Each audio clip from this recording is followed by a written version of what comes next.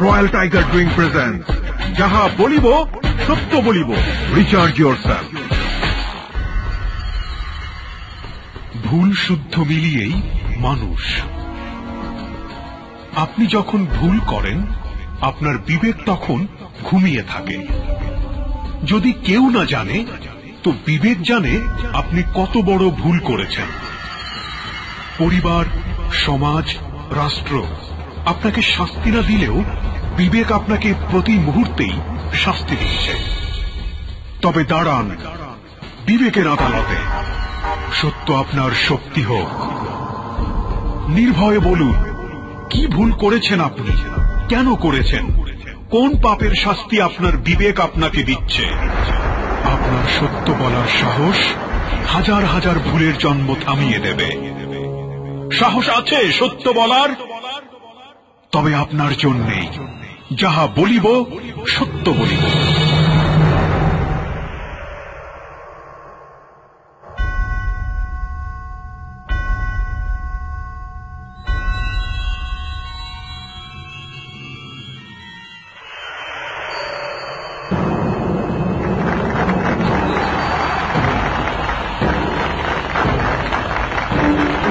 শুরু হয়ে গেল রয়্যাল টাইগার ড্রিঙ্ক প্রেজেন্টস যাহা বলিব সত্য বলিব, এবং খুব proudly we are saying that আমাদের আজকে 197তম পর্ব। ইয়েস, 197 ইউনিক স্টোরি, 197 স্টোরি যেটা মানুষের চোখ নাড়িয়ে দিয়েছে, ধাক্কা দিয়েছে অন্তরে, সৎ পথে চলার কথা বলেছে, নইলে রেজাল্ট কি হবে সেটা বলেছে।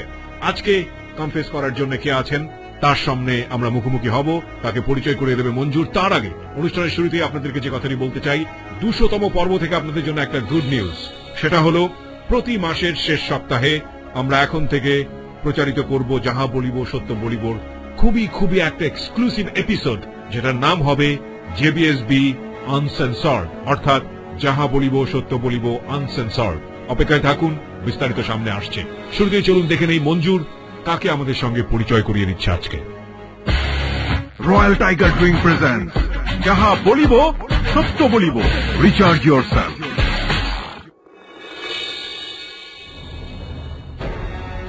ধন্যবাদ কিবরিয়া। বিশাল কিছু চিন্তা করতে গেলে আমাদের মানসপটে ভেসে ওঠে সমুদ্রের ছবি। সেই সমুদ্র সম মন নিয়ে আমাদের সত্য বলার মঞ্চের আজকের অতিথি সাগর। বয়স 26 বছর, জন্ম ময়মনসিংহ জেলা। একবার এক অসহায় বৃদ্ধকে নিজের খরচে তার বাড়ি পৌঁছে দেন সাগর। সাগরের প্রিয় খেলা ফুটবল, আর প্রিয় খাবার মাছ। সাগর আজ আমাদের কি জানাতে এসেছেন তা জানতে চলুন কিবরিয়ার কাছে।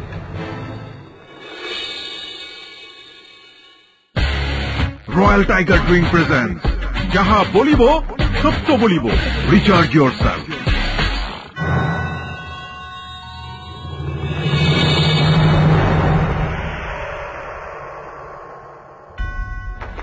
আমরা জানলাম যে সাগর রয়েছে আজকে আমাদের সঙ্গে, এবং প্রিয় শ্রোতা আজকে শুরুতেই বলে নিচ্ছি ডক্টর তাজুল ইসলাম দেশের বাইরে থাকার জন্য আমরা তাকে ফোনে কানেক্ট করতে পারছি না।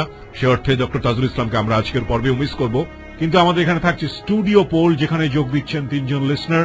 চলুন তাদের সঙ্গে আমরা পরিচিত হই। জি, প্রথমে হাতের ডান দিক থেকে আপনার নাম এবং কোথায় কি করছেন। আমি ফায়াজ, আমি ইউনাইটেড ইন্টারন্যাশনাল ইউনিভার্সিটি স্টুডেন্ট। ধন্যবাদ। তারপর আমি মাসুদ রানা, আমি জাতীয় ইউনিভার্সিটি থেকে এসেছি। আপনাকেও ধন্যবাদ। এবং তারপরে আপনি? আমি তাজুল, বরিশাল ইউনিভার্সিটি থেকে বলছিলাম। অনেক অনেক ধন্যবাদ। ওকে, শুরু হচ্ছে যাহা বলিব সত্য বলিবর মূল পর্ব।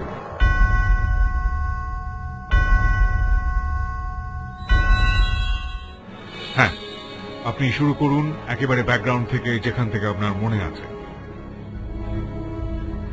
আমার বয়স 4 বছর, তখন আমি ক্লাস 1-এ ভর্তি হলাম। তখন রুম ছিল আমার 2। লেখাপড়া করতেছি। ক্লাস 2-তে উঠলাম, তখন হলো আমার নাম্বার হচ্ছে 1। ওকে। ক্লাস 3-তে উঠে ওই আমাদের যে এলাকাটা, আমাদের এলাকায় যে সব পোলাপান মানে ধরতে গেলে জন্মগত থেকে সাদা মানে সব বুঝে, এরকম একটা স্টাইল আর কি। কোন ওই এলাকায়? আমাদের এলাকায়। বাবা কি করতো আপনার? আমার বাবা ব্যবসা করে। ব্যবসা করতো। কয় ভাই বোন আপনারা? আমরা 3 ভাই 2 বোন। 3 ভাই 2 বোন। আপনার পজিশন? আমার পজিশন লাস্ট। সবার ছোট আপনি? জি। ওকে, ক্লাস 2 ঘটনা বলছিলেন, বলেন। তারপর? ক্লাস 2 থেকে যখন 3-তে উঠলাম, ওটার পরে এক মেয়ের সাথে মানে খুব ভালো একটা রিলেশন আমার। কিভাবে হলো? ওই এলাকায় দেখতাম, মানে আমি ছোটকাল থেকে আমার একটা অভ্যাস, আমি আমার বয়সে যারা তাদের সাথে আমি চলি না, আমি চলি হলো বড়দের সাথে। মানে সবসময় সিনিয়রদের সাথে চলতেন? ওকে। তারপরে সিনিয়রে প্রেম করতে দেখতাম, তখন ওই আমিও চিন্তা করলাম আমি মেয়ের সাথে প্রেম করবো। প্রেম করি, প্রথম পরীক্ষা দিই থাকে, দ্বিতীয় পরীক্ষা তো থাকে, তৃতীয় পরীক্ষার 1 মাস আগেই মেয়েটা চলে যায়। তখন মানে পুরা মন ভেঙে গেছে আমার। তারপর আমি আর স্কুলে যাইনি, আমাদের স্কুলের মাস্টার আমাদের বাড়িতে গেল বহুবার। তারপর আমি স্কুলে আসিনি, এলাকায় ঘুরতেছি, খাইতেছি। তারপর কিছুদিন আমার মেজু ভাই আর আমার মা, মানে আমাদের এলাকায় মানে শুধু খেলে ঝগড়া করতাম, পোলাপান্ডা মারতাম, করতাম। তার বাড়িতে ছোট বয়সে? ছোট বয়সে। ওকে। তখন আমার মেজু ভাই আর আমার মা ধরে অনেক মার দিল, জিদ দিয়ে আমি বাড়ি ছেড়ে দিলাম, বাড়ি থেকে চলে আসি। কোন ক্লাসে পড়তে এটা? ক্লাস 3-তে। ক্লাস 3-তে পড়তে আপনি জিদ করে বাড়ি থেকে চলে আসেন? বাড়ি থেকে চলে আসি। কোথায় চলে আসেন? ময়মনসিংহ শহরে। আপনি এর আগে এসেছেন ময়মনসিংহ শহরে? কখনো আসিনি। বাড়ি থেকে চলে গেলেন? বাড়ি থেকে একবারে, মানে জিদ ধরে যে আর আসবোই না বাড়িতে, হয়তো মারা যাবো বা বাড়ি থেকে একবারে চলে যাবো। আপনার বাড়িতে কি এরকম র্যান্ডম গায়ে হাত তুলতো? আমি যখনই ঝগড়া করতাম তখনই আমার মারতো। মানে আমার কাম ছিল, আমরা 5-7 জন পোলাপান ছিল, আমরা সবাই মনে করেন ওই পোলাপানটা জুড়ে ধরে খেলে মারতাম। আর এর বাড়িতে ওটা ভাঙতাম, এর বাড়ি থেকে মুরগি চুরি করতাম, ওর বাড়ি থেকে আশ চুরি করতাম, মানে খালি যত খালি মারি খাওয়ার কাজই করতাম বেশিরভাগ পোলাপানের সাথে চলে। পরে বাড়ি ছাড়লাম, বাসে আসতেছি, বাসে যে কন্ট্রাক্টর থাকে ছাদে, সে বলতেছে কোথায় যাবা? আমি বললাম আমার তো যাওয়ার কোনো জায়গা নাই, দেখি আল্লাহ যেদিকে না ওদিকে যাবো আর কি। বাসা থাকবা? আমি কই একটা কাজ দিলেই হইল, দিতে পারেন তাহলে বাবু যে অনেকটা উপকার করলেন আমার। পরে উনি বলল তাহলে বাসা না, একটা হোটেলে একটা লোক লাগবো, তো চলো তোমার নিয়ে হোটেলে যাই। হোটেলে গেলাম, হোটেলে কাজ দিল। টানা 3 মাস বাড়িতে কোনো যোগাযোগ নেই, বাড়ির থেকে তো পুরা খুঁজাখুঁজি আরম্ভ করে গেছে আমার। 3 মাস পরে ফোন দিলাম যে আমি বাইসা আছি, মামি সিং আছে, আমি ভালোই আছি, আমার জন্য চিন্তা করার দরকার নেই। পরে কেমনে কেমন মামি সিং আমার চাচার শালি থাকে, ওনার পোলাপন দিয়ে আমার খুঁজা বাই করছে। পরে আব্বা হয়েছে আর বাড়িতে নিয়ে গেছে। কিছুদিন চলাফেরা করে যে চিন্তা করলাম বাড়িতে থেকে তো আর কিছু করতে পারবো না, আমি ঢাকা যাবো আবার। ঢাকা তো নিয়ে আসো, মানে বয়স কম। পড়াশোনা কি তখন বন্ধ? পড়াশোনা তো তখনই বন্ধ, 3 থাকতেই বন্ধ। 3 থাকতে বন্ধ। তারপর আমি ওই কোনাবাড়ি কাশিমপুর আসি। একা একাই? না, আমাদের এলাকার লোক থাকে, বাড়িতে সবার কাছে বলে যে আমি গার্মেন্টস চাকরি করবো, আমি আর বাড়িতে থাকবো না। পরে আমার মা বাবা বললো যে তোর যদি ভালো লাগে তুই যা, আমাদের আপত্তি নেই। ওকে। তারপরে কাশিমপুর আপনাকে গার্মেন্টসে চাকরি দেবে কে? কাশিমপুরে আমি যে গার্মেন্টস চাকরি নিয়েছি ওখানে ওই ছোট বাচ্চাদের একবার নিত। ছোট বাচ্চাদেরও নিত? জি। বলেন। হ্যাঁ। তারপর গার্মেন্টসে আসি, ওই গার্মেন্টসে চাকরি নিলাম। চাকরি নেওয়ার পরে আমাদের এলাকার পাড়াবর্ষী বাইকনা লাগে একটা, ওই ওখানে যে স্থানীয় লোকজন থাকে, ওই প্রতিটি গার্মেন্টসে কিন্তু ওদিকে নেতা আছে, যে এই নেতার আন্ডারে গার্মেন্টস চলবো। যখন চাকরি নেই তখন হেল্পার হিসেবে বেতন হলো আপনার 3600 টাকা। ওকে। তখন ওই বাইকনার সাথে দেওয়া হইলো, বাইকনা কি চাকরি নিয়েছো? আমি বললাম জি মামা। কোথায়? আমি বললাম যে মরিচা গার্মেন্টসে। ওটা তো যে নেতা, এটা তো হলো আমার বন্ধু তুষার, বিদ্যুৎ আর হলো আকাশ ভাই, 3 জন। আমার যে মামা, ওই মামাটা থাকতো। ওকে। তারপরে ওরা একদিন বললো যে ঠিক আছে কালকে আমরা আসতেছি তো গার্মেন্টসে। দেখলাম ওরা, আমি গার্মেন্টসে গেছি, যাওয়ার পরে ওরা আসলো লাঞ্চের সময়, দেখি যে গার্মেন্টসে সব লোক সালাম দিতেছে, আইসা বলতেছে এটা হলো আমার বাইকনা, তোরে কিছু করবি না, মারবি না, ওর ইচ্ছা হলে কাজ করবি, ইচ্ছা হলে যাইব, কিন্তু ওরা কিছু বলতে পারবি না। তারপরে পরের দিন থেকে আমি আর কাম কাজ করে আর ওই গার্মেন্টসে কিছু বলে আমার সাথে খালি আড্ডা দিই। ওকে। সুপারভাইজার আমি করে বললে ভাই কাজ করবো না, না কাজ করবো না, সুপারভাইজার দূরে মারতাম কিছু বললে। এটা কতদিন কাজ করার পরে? 13 দিন 14 দিন কাজ করার পরে। 13-14 দিন কাজ করার পরে এই অবস্থা? তখন বয়স কত? আনুমানিক 8-9 বছর এরকম। 8-9 বছর? জি। ওকে। 8-9 বছরে এই অবস্থা? জি। আপনাকে দেখে অবশ্যই মনে হয় না। যাই হোক, বলুন। তারপরে এরকম করার পরে আমি ওই মেয়েদের সাথে খালি বেশিরভাগ ফাইজলামি করতাম, মানে দেখতাম মেয়ের সাথে কথা বলার চেষ্টা করতাম, মেয়েরা কথা বলতো না তেমন একটা প্রথম অবস্থায়। তারপরে যখন দেখতো যে আমরা গার্মেন্টসের ওই নেতা যে আমার হলো মামা, ও দেখে মানে মেয়েরা বেশিরভাগ বয়ে কথা বলতো। এটা কি আপনার আপন মামা ছিল? না, আমাদের পাড়া বসি আর কি। আচ্ছা। তারপরে এক মেয়ের একদিন বললাম যে আপনার তো শুক্রবারে ছুটি? বললো যে হ্যাঁ। আমার তো ছুটি, তাহলে চলেন একদিন ঘুরতে যাবো না, ওখানে একটা মাইমুন ফ্যাক্টরি আছে, তার পাশে বিশাল বালুর মাঠ। ওখানে এই 8-9 বছরের বাচ্চা যার সাথে একটা মেয়ে ঘুরতে যাবে, মেয়েটার বয়স কত? মেয়েটার বয়স এরকম হবে। ও কি ছোট? ও ছোট। ইয়েস। আমি ফায়েজ বলছি। ভাই আমি একটু কনফিউজড, একটা SMS পোল আহ্বান করা হোক। উনি তো এসএমএস পোল চেয়েছে, আপনারাও কি একইভাবে এসএমএস পোল চাচ্ছেন কিনা? আমার মনে হয় ভাইয়া আর একটু দেখা যেতে পারে, আমরা একটু অপেক্ষা করি। সরি, তাহলে আমরা কন্টিনিউ করতে পারছি না, কারণ বাকি দুজন বলেছে আমরা এসএমএস পোল চাচ্ছি না, তার মানে আমরা এসএমএস পোলে যেতে পারছি না এই মুহূর্তে, আমরা স্টোরিতে ফিরবো। ওকে, বলুন। তারপরে ঘুরতে গেলাম, ওখান থেকে আবার কি নাম ছিল মেয়েটার? নাম মনে আছে? মেয়েটার নাম ছিল রুমি। আচ্ছা, ঘুরতে গেলাম, ঘুরতে যাওয়ার পরে মেয়েটা ঘুরে চলে আসলো। পরে তার এক সপ্তাহ পরে আবার নিয়ে যাই, নিয়ে যাওয়ার পরে ওই আমার মামারা দেখে যে আমি মেয়ে নিয়ে ঘুরতেছি। তখন সন্ধ্যার টাইম, আমার মামারা বলতেছে ভাই না তুমি আমার জন্য সিগারেট নিয়ে আসো দোকান থেকে।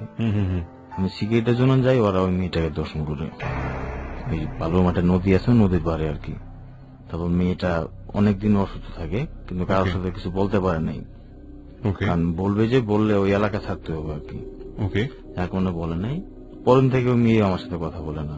ওরা তার 2 মাস পরে আর কি আমরা এক পোলার একদিন অনেক মার দিয়েছিলাম একটা জিদ্দে। ওই পোলার লাস্টে মানে মায়েরা আমরা তো প্রথম মাইরা আমরা চলে আসছি, তারপর এলাকার যে বড় ভাই বাদার আছে ওরা পোলাটা একবারই মেরে লেছে, মানে একবারই মেরে ফেলছে ওরা। আমরা প্রথম মানে 2টা থাপড় টাপড় দিয়ে আমরা সাইডে দিয়ে আমরা চলে আসছি। ওকে, তারপরে ওই এলাকার যে বড় ভাইয়েরা আছে ওরা গেছে, যাওয়ার পরে ওরা একবারে মেরে লেছে। এই ছেলেটা কে ছিল? ছেলেটা ওই গার্মেন্টসে চাকরি করতো। কেন মারলেন? মানলাম যে আমার একদিন গালি ছিল, আমরা 5-7টা বন্ধু বান্ধব ছিলাম, আমাদেরকে একদিন গালি ছিল। আপনারা একই গার্মেন্টসে কাজ করতেন? জি। বলছিল যে সেটা ভালো না, খারাপ। গালি দেওয়ার পরে আমাদের জিতলো, আমাদের গালি দিলি কেন, এই জন্য তোরা মারবো, কিন্তু ভালো মোটা পাইছি তোরে। আমরা 2 দিন থাপড় টাপড় দিয়ে চলে আসছি, এলাকায় বড় ভাই বেড়া যে ওরে মাইরা ওই নদীতে ফেলাইছে ডাইরেক্ট। ফেলাই দেওয়ার পরে এই কাহিনী নিয়ে পুরা মানে কাশিমপুরে হেভি মানে টর্চারিং চলতেছে, যারা এই ওরে ধরে মারতেছে আর কি, যে কে মারছে ওরে, ওই গার্মেন্ট সহ পুরা মানে নড়তেছে। তারপরে ওই ভয়ে আমরা ওই কাশিমপুর ছেড়ে দেয়, কাশিমপুর থেকে আবার বাড়ি যাইনি। ওই এলাকায় যে পাওয়ার টিলার থাকে না, ওই পাওয়ার টিলার চালাই। ওকে, তারপরে 6 মাস পরে কি করলাম, আবার আমাদের এলাকায় ওই মারামারি লাগছিল একবার। মামার খা গোষ্ঠী, আমরা হলাম শেখ গোষ্ঠী। তো ওখানে ওই 2 দলে প্রায় মারামারি লাগে। আর যখনই মারামারি লাগে তখনই এলাকায় কেউ বাকি থাকে না, সব লাঠি নিয়ে বাজারে আসে। কিছু একটা হলেই বাজারে মারামারি সন্দেহ। মারামারি চলাকালীন আমাদের এলাকাতে চেয়ারম্যান ওরা একদিন ওই মারামারির সময় আমরা খাইতেছি সন্ধ্যে বাসায়, তো একজন চিল্লায় বলতেছে এলাকায় মানে বাজারে মারামারি লাগছে, তো মামর লোক তাড়াতাড়ি যা। আমরা যা ওই তখন আমি যখন গেছি যাই দেখি যে মারামারি বর্তমান মানে থামছে আর কি কিছুক্ষণ আগে। আমি কি করলাম, ওই চেয়ারম্যান একটা থাপড় দিলাম। মানে যেই প্রথমে জিজ্ঞেলাম যে কি হয়েছে ভাই, বলতেছে যে কি হয়েছে তোরা কইতে হইব, এই কথা বলা আর আমি ওরা থাপড় মারা। থাপড় মারছি তো আবার সেই মারামারি, প্রায় 20 জনের মতো মেয়ে হাত মার অনেক কিছু কাটছিল, মেডিকেলে বলতেছিল 20 জন প্রায়। তারপর থানা থেকে পুলিশ যায় ওই মারামারি থামাইছে। তারপরে ওই চেয়ারম্যানে খুঁজতেছে আমারে যে আমার পাইলে আমার মেরে লেগো। আপনার মামারাও এটার মধ্যে ইনভলভ ছিল? মামার সাথে মারামারি লাগছিল। মামার আপন মামার সঙ্গে? যে আমার যে আপন মামা তাদের সাথে ঝগড়া লাগছে। তাদের সাথে চেয়ারম্যানের সঙ্গে না? আপনি তো মামার গ্রুপের হয়ে কাজ করেন। আমি কাজ করছিলাম মামার গ্রুপে। তো আপনাকে খুঁজছে চেয়ারম্যান, রাইট? কি বলতেছে? বলতেছে যে ওরা ধরে আনার পরে ওরা যে জায়গায় পাবো নাহলে ওই জায়গায় মারালাম।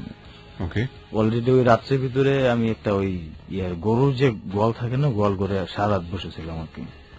একবারে ভোরবেলা আমাদের এলাকায় হুন্ডা আছে, তো হুন্ডা দিয়া আমি হালুয়াঘাটে আসি। হালুয়াঘাটে এসে একদম মানে বেলুর সূর্য ওঠা আগে দিয়ে আমি ঢাকা এরকম একটা আর কি আমি পার হয়ে গেছি। ঢাকা চলে আসলাম, এসে ঢাকা আমার বড় ভাই থাকতো, আমার বোন থাকতো, তোদের কাছে আসলাম। আসার পরে বাসা যে দারোয়ানি চাকরি আছে না, ওই দারোয়ানি চাকরি নিলাম প্রথমে। মানে এই ভয়ে আপনি গ্রাম ছেড়ে দিলেন? গ্রাম ছেড়ে মানে চলে আসি ডাইরেক্ট। আপনার পরিবারে কি আর কোনো ছেলে ছিল? আপনার বাবার আর কেন কোনো ছেলে ছিল না? আপনি একাই? আমরা 3 ভাই। 3 ভাই ছিলেন? জি। ওকে, বাকি 2 ভাই কি একই রকম? না, বাকি 2 ভাই অন্যরকম।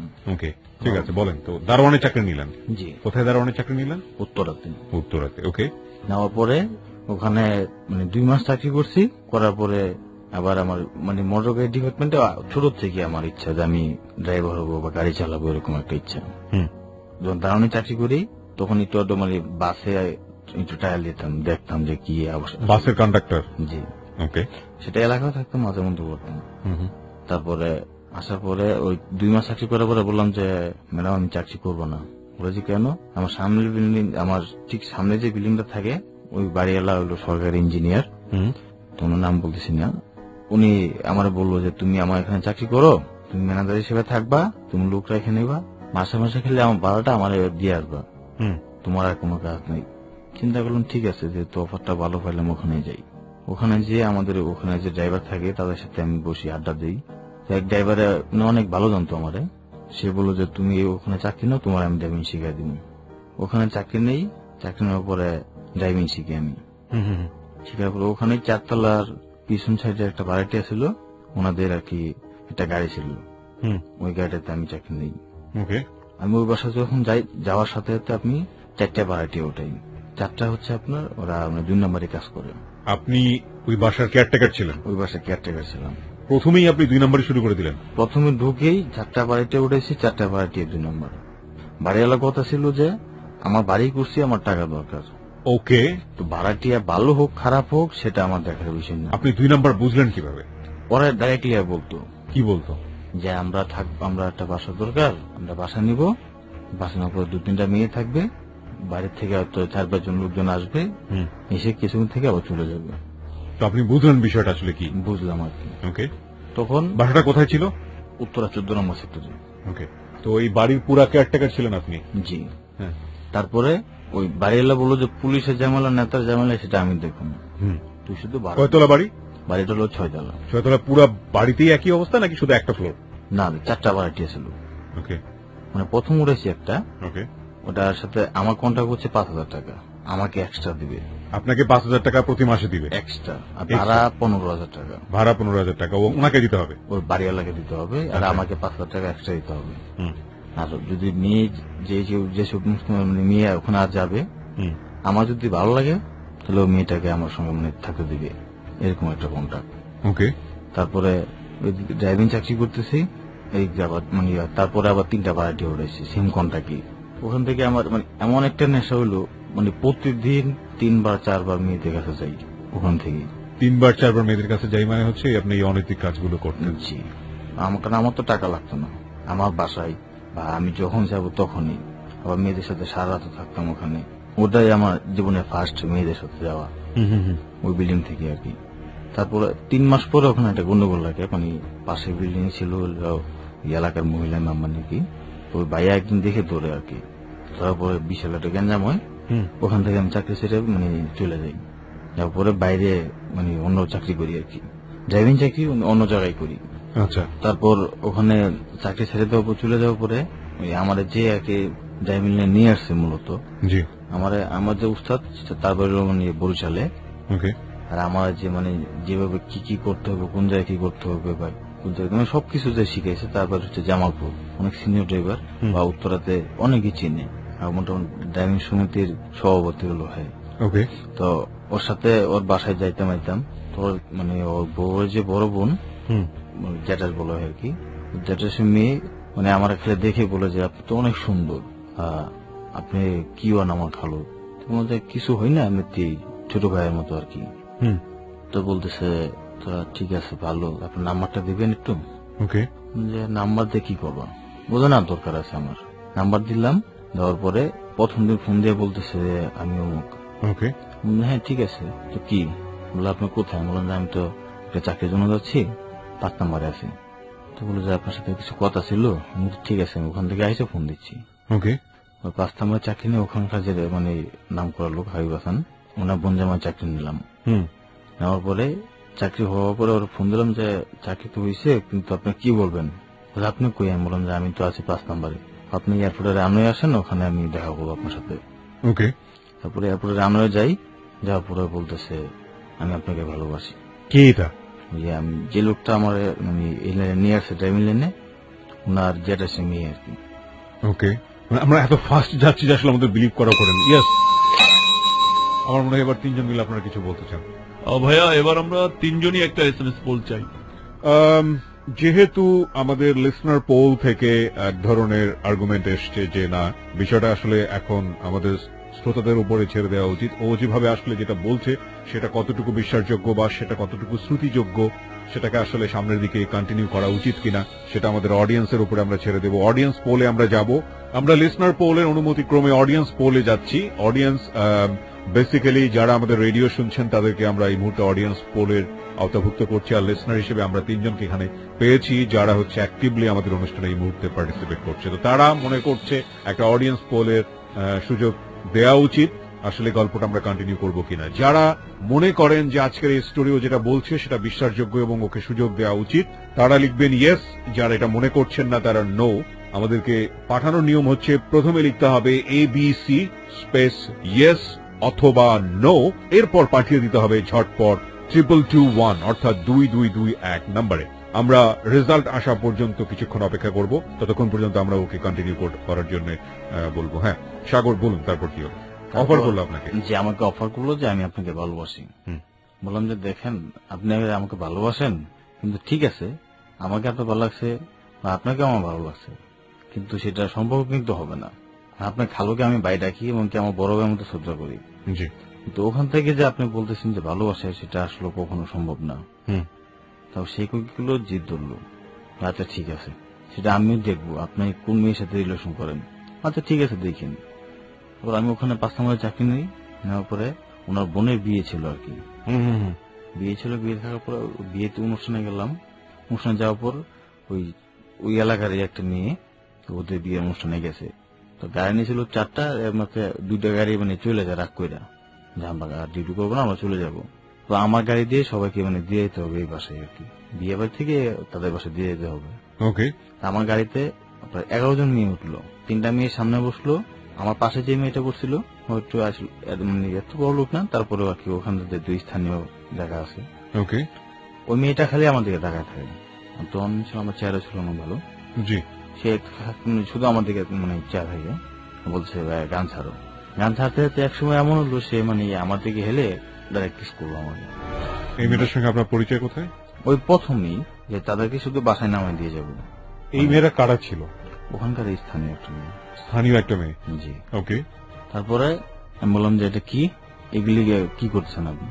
ওই বলতেছে কি বলতেছে সেটা বিষয় না, আপনার ফোনটা দেন, আপনার নাম্বার দেন, ফোনে বলবো, এখন তো সবাই আছে বলা যাবে না। আচ্ছা ঠিক আছে নিয়ে নাম্বার নেন। নাম্বার নিয়ে গেল, নিয়ে যাওয়ার পর রাতে ফোন দিছে। আমি ওই এলাকাতে থাকতাম, তাদের বাসায় আমার একটা বোন থাকতো ভাড়া, ফোন দিয়েছে আপনি একটু আমাদের বাসায় আসেন। আমি কেন? আমাদের বাসাতে কেউ নেই, আপনি কি শুনতে যাচ্ছিলেন? আমি সব বলবো, আসেন। আসার পরে তাদের বাসায় গেলাম। তাদের বাসায় যাওয়ার পরে ডাইরেক্ট তার রুমে নিয়ে গেল, বলতেছে আপনাকে আমি অনেক ইয়ে করছিলাম তো সেটার জন্য যা করছি গাড়িতে, সেটা আপনার সরি বলার জন্য একটা ডেকে নিয়ে আসি, তো সরি আমার বলেছে, আমাকে মাফ করে দেন। ঠিক আছে ওকে। তো বলছে ভাইয়া ওখানে যা করছে তার সাথে একটু বেশি করবো, এখন মাপ যেহেতু করছেন মানি। বলছে হ্যাঁ ওখানে যা হয়েছে তার চেয়ে আরো বেশি করবো, যেহেতু আপনি মাফ করেন, মাফ করতে পারেন, তারও বেশি করবো। তো মেয়েরা ডাইরেক্ট অফার দিল আমার সাথে তোমার ফিজিক্যাল রিলেশন করতে হবে। মানে হ্যাঁ তুমি যদি না করো তাহলে আমি আমার আব্বুকে ফোন দিব, ফোন দিয়ে বলবো যে ছেলে আমার রুমে আসছে, তুমি কোনটা করবো, হয়তো হ বলো বা না বলো। না করলে মারি খাবা, আর করলে তো তুমি বাইচে গেলা, করলে আমার তুমি সারা জীবনের জন্য পাইতে পারো আমার, এরকম একটা অফার।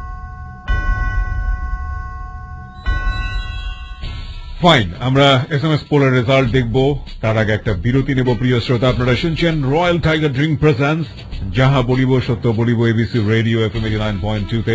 আমি আরজি কিবরিয়া রয়েছে আপনার সঙ্গে, এবং এখানে কনফেস করছে Sagar, which is very very nasty story. In fact it is just starting, cause সামনে আরো অনেক কিছু অপেক্ষা করছে। 4 মিনিটের ছোট্ট একটা বিরতি, 4 মিনিট পরে আমরা ফিরে আসতে চাই। যদি আপনারা মনে করেন ওকে সুযোগ দেওয়া উচিত, then let me know by SMS, আমাদেরকে SMS করে জানান, এবং তারপর আমরা অবশ্যই যদি দেখি যে হ্যাঁ ইয়েস ভোটে পাস হয়েছে, তাহলে আমরা কন্টিনিউ করব, নইলে আমরা কন্টিনিউ করব না। ওকে, 4 মিনিট পরেই ফিরছি।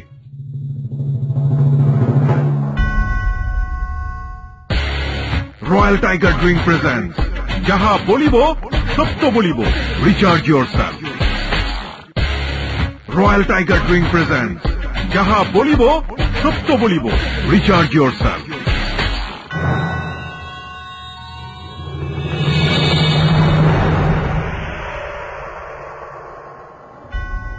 ওকে প্রিয় শ্রোতা, ওয়েলকাম ব্যাক ওয়ান্স অ্যাগেইন। আপনারা শুনছেন রয়্যাল টাইগার প্রেজেন্স যাহা বলিব সত্য বলিব উইথ মি আরজি কিবরিয়া, এবং শুরুতেই আমরা জেনে নিচ্ছি কম্পিউটারের কাছ থেকে SMS পোলের রেজাল্ট।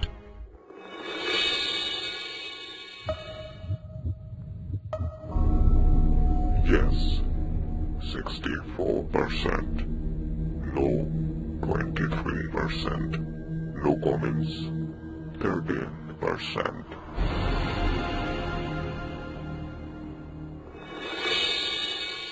কম্পিউটার বলছে ইয়েস হচ্ছে 64%, নো হচ্ছে 23% এবং নো কমেন্টস হচ্ছে 13%। তার মানে অফকোর্স আমরা স্টোরি কন্টিনিউ করব। থ্যাংক ইউ লিসনার পোল, আপনারা আমাদেরকে একটা কি বলা যেতে পারে কনফিউশনের মুখোমুখি দাঁড় করিয়ে দিয়ে সেটা সমাধান পেতে সাহায্য করেছেন, যে কাজটি আমি নিজে করতাম আগে। By the way, you are helping me guys, thank you very much. Okay, আমরা ফিরছি। বলুন, আপনি ফ্লোর পেয়েছেন, তারপরে বলতেছে তো না, এখন ওই মুহূর্তে দেখতেছে মানে আমার মানে ভয়ে পুরা শরীর ঘেমে গেছে, যে এখন আমি কি করবো। আর এরা যদি ওর বাপে যদি জানে, আমার একবারে মাইরা প্যাকেটিং করে আমার বাড়িতে পাঠাই দিব একবারে। তারপরে চিন্তা করলাম আচ্ছা ঠিক আছে। তারপর ওই মেয়ের সাথে ফিজিক্যাল রিলেশন করা হবে। করে আসার পরে ওই মেয়ে প্রতিদিন আমাকে ফোন দেয় যে সে আমার সাথে বিয়ে করবে। এর বাবা কে ছিল? ওনার বাবা ছিল ওই এলাকারই আর কি, তাদের জন্মগত ওই এলাকায়, উত্তরা সাইডে প্রথম পাশে আর কি, যেটা এয়ারপোর্ট ওই পাশটা। এটা তাদের মানে তাদের ফ্যামিলির লোকই বেশি, ওখানে আউট কোন লোকে জায়গা কিনতে পারে না এখনো, এমনকি পুরো এলাকাটাই তাদের। ওকে ওকে। তারপরে ওই মেয়ে প্রতিদিনই ফোন দেয়। ও মেয়ে বলতেছে যে তুমি কি আমাকে বিয়ে করবা? যে এটা কখনোই আমার দ্বারা সম্ভব না। বলো যে না, তুমি যদি বলো তাহলে বলো, তুমি যা নিয়ে আসতে বলো আমি তাই নিয়ে তোমার সাথে চলে যাবো। ওই জিনিসটা আমি মানে এমন একটা টেনশনে পড়ছি, চাকরি ছেড়ে দিলাম এই জিতে। তাদের চাকরি করলে তো যে কোনো মতো আমার ধরা কোনো মানে ব্যাপারই না, ওই এলাকায় আমি ছেড়ে দিই। তখন আমি 14 নম্বর সেক্টরের ভিতরে থাকি, আমার সহজে খুঁজে না পাই। ওকে, চাকরি করতাম 7 নম্বরে। তো আমি যে রুটে থাকতাম ওই রুটে একটা মেয়ে মানে পাশে বাসায়, মেয়েটা মামা করে রাখতাম আমি। তো মামা করে রাখতো, মেয়েটা আবার আমার সাথে রিলেশন করলে মানে খুবই আগ্রহ। তা আমার কত লোকের সাথে রিলেশন করলে ও বাপের সম্পর্কে থাকি না না, এটা তো সম্ভব না। এবং তার মাও দেখছে যে মেয়ে জড়ায় ধরতেছে, হ্যাঁ করতেছে, মেয়ে আমার সাথে প্রেম করে অফার দিচ্ছে। সেটা ওই মেয়ের মাও বলতেছে, মানে মেয়ের মা ওকে জানে।